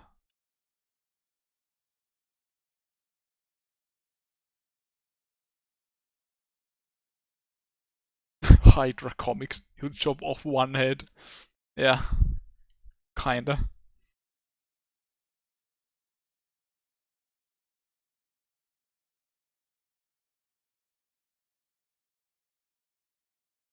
Those pirate artists take commissions though.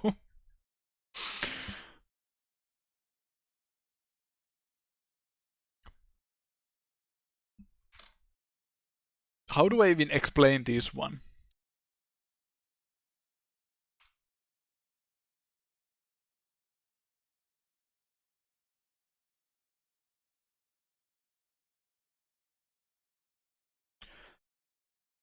Garo must have wrote a pirate. Pirate webcomic. Newspaper comic, actually.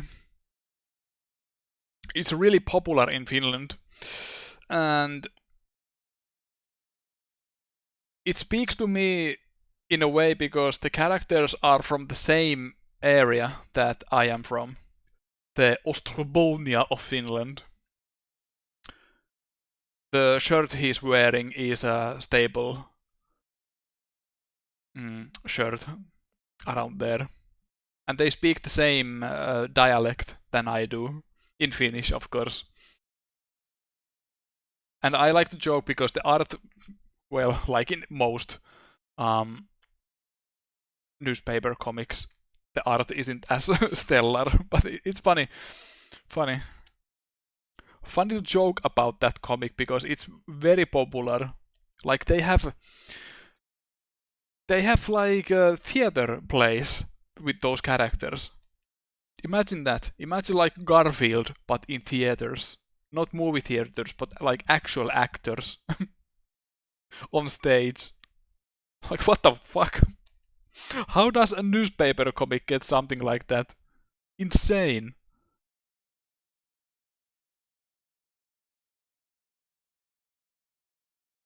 Though I wouldn't be surprised if Garfield does have a stage play or a musical. He would sing about lasagna. I love lasagna. I hate Mondays.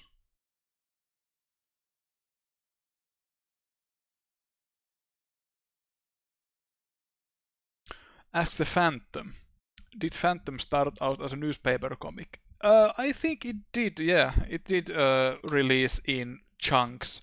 Or did the longer comics come first? And then they were released in newspaper as few panels. Few panels a time.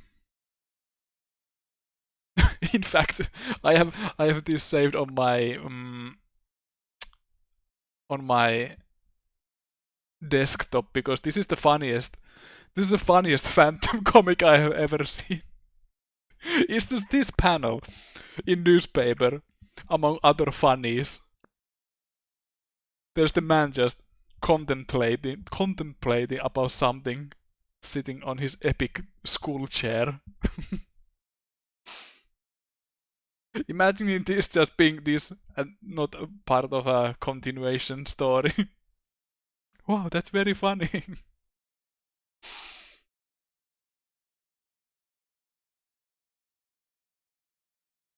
My favorite.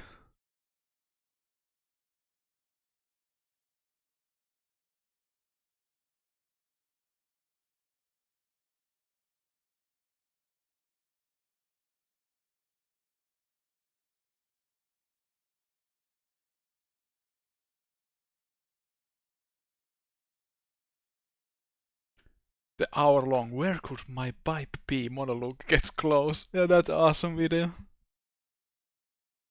Maybe a thing of earlier days of newspaper comics. I remember Calvin Hobbes complained about the direction newspaper comics were going. Garfield, I hate Mondays. Marmaduke, whoa, what a big dog. Phantom, I'm gonna kill the Phantom to get revenge for killing my girlfriend, who he actually locked up in a secret prison. Wow,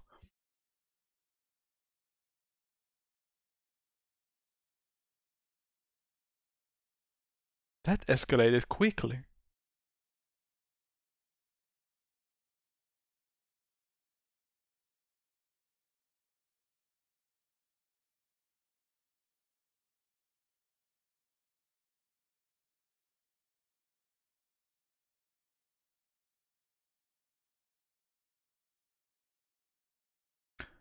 Started in newspaper strip. In fact, the next year the Phantom turns 90.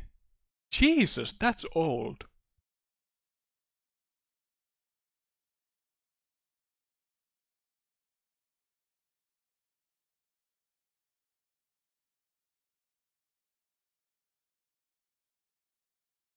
That's old, but not old as me.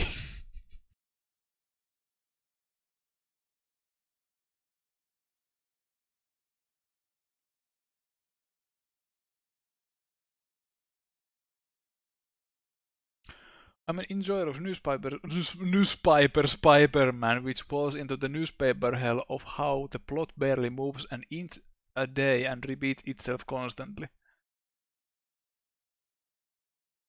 3 panels a day covering a bit of yesterday in case the audience missed a day and can't guarantee people see the big Sunday page either. I didn't even know that Spider-Man is being released in newspaper format.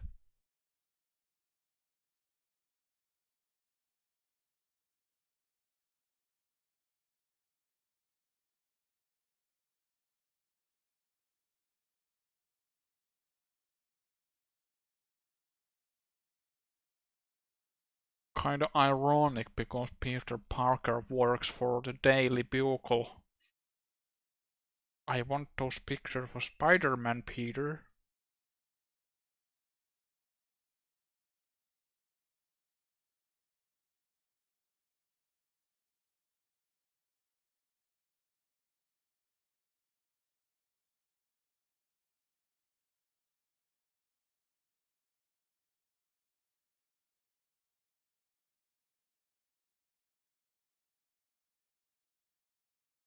Obito Spider-Man comes across as a total idiot at times.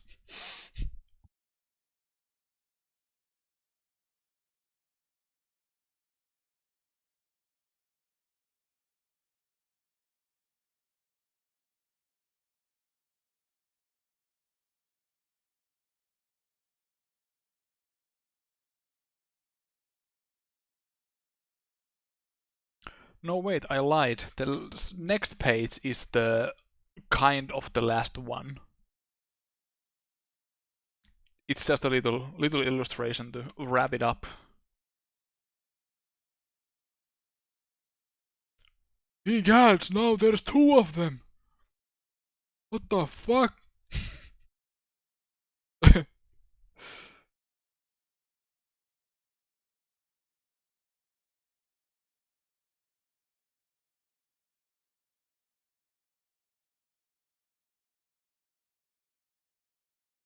And yes, this character's name is mentioned just once in passing.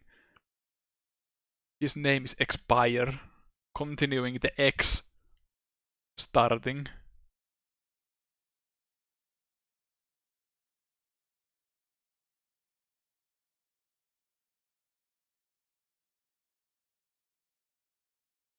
Exit, Exodus, Expire, Existence, Extinction.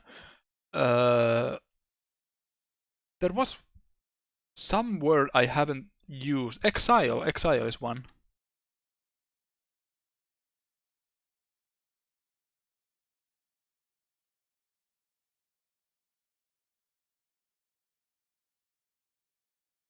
Exile sounds kinda cool. Exfoliate. I don't even know what that means. I'll have to check. Google Translate, help me.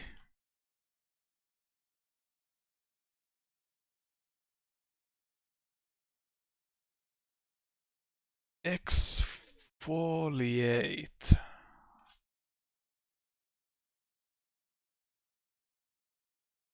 It's like usually used as a part of skincare. Oh, okay, I see. Because the translation I get is like peeling a banana, but I think it means like peeling skin in the most sensual way as possible.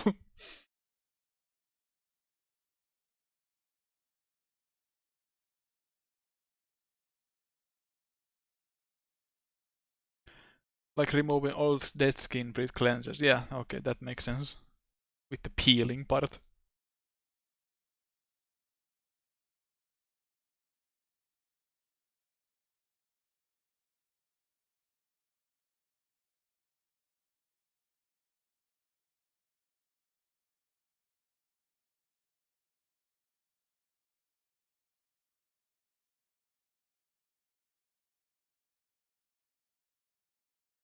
But yeah, this is the last page and the stream is reaching its final conclusion and end.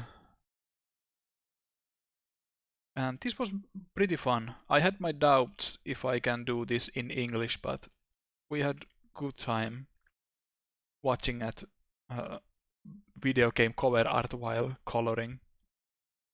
And I will certainly do these more in the future in English.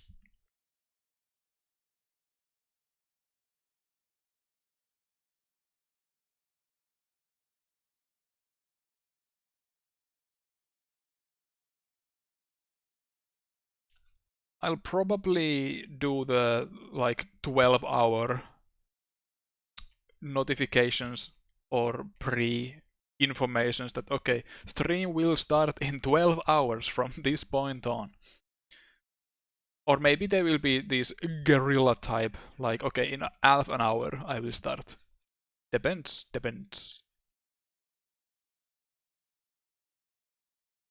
But yeah, this comic will be ready probably.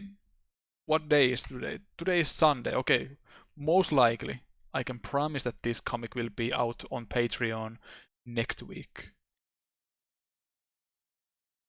So you can see the actual texts.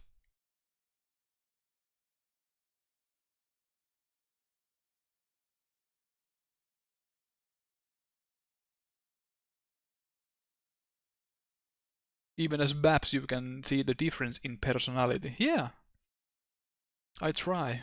Even though their hair looks kind of same shape.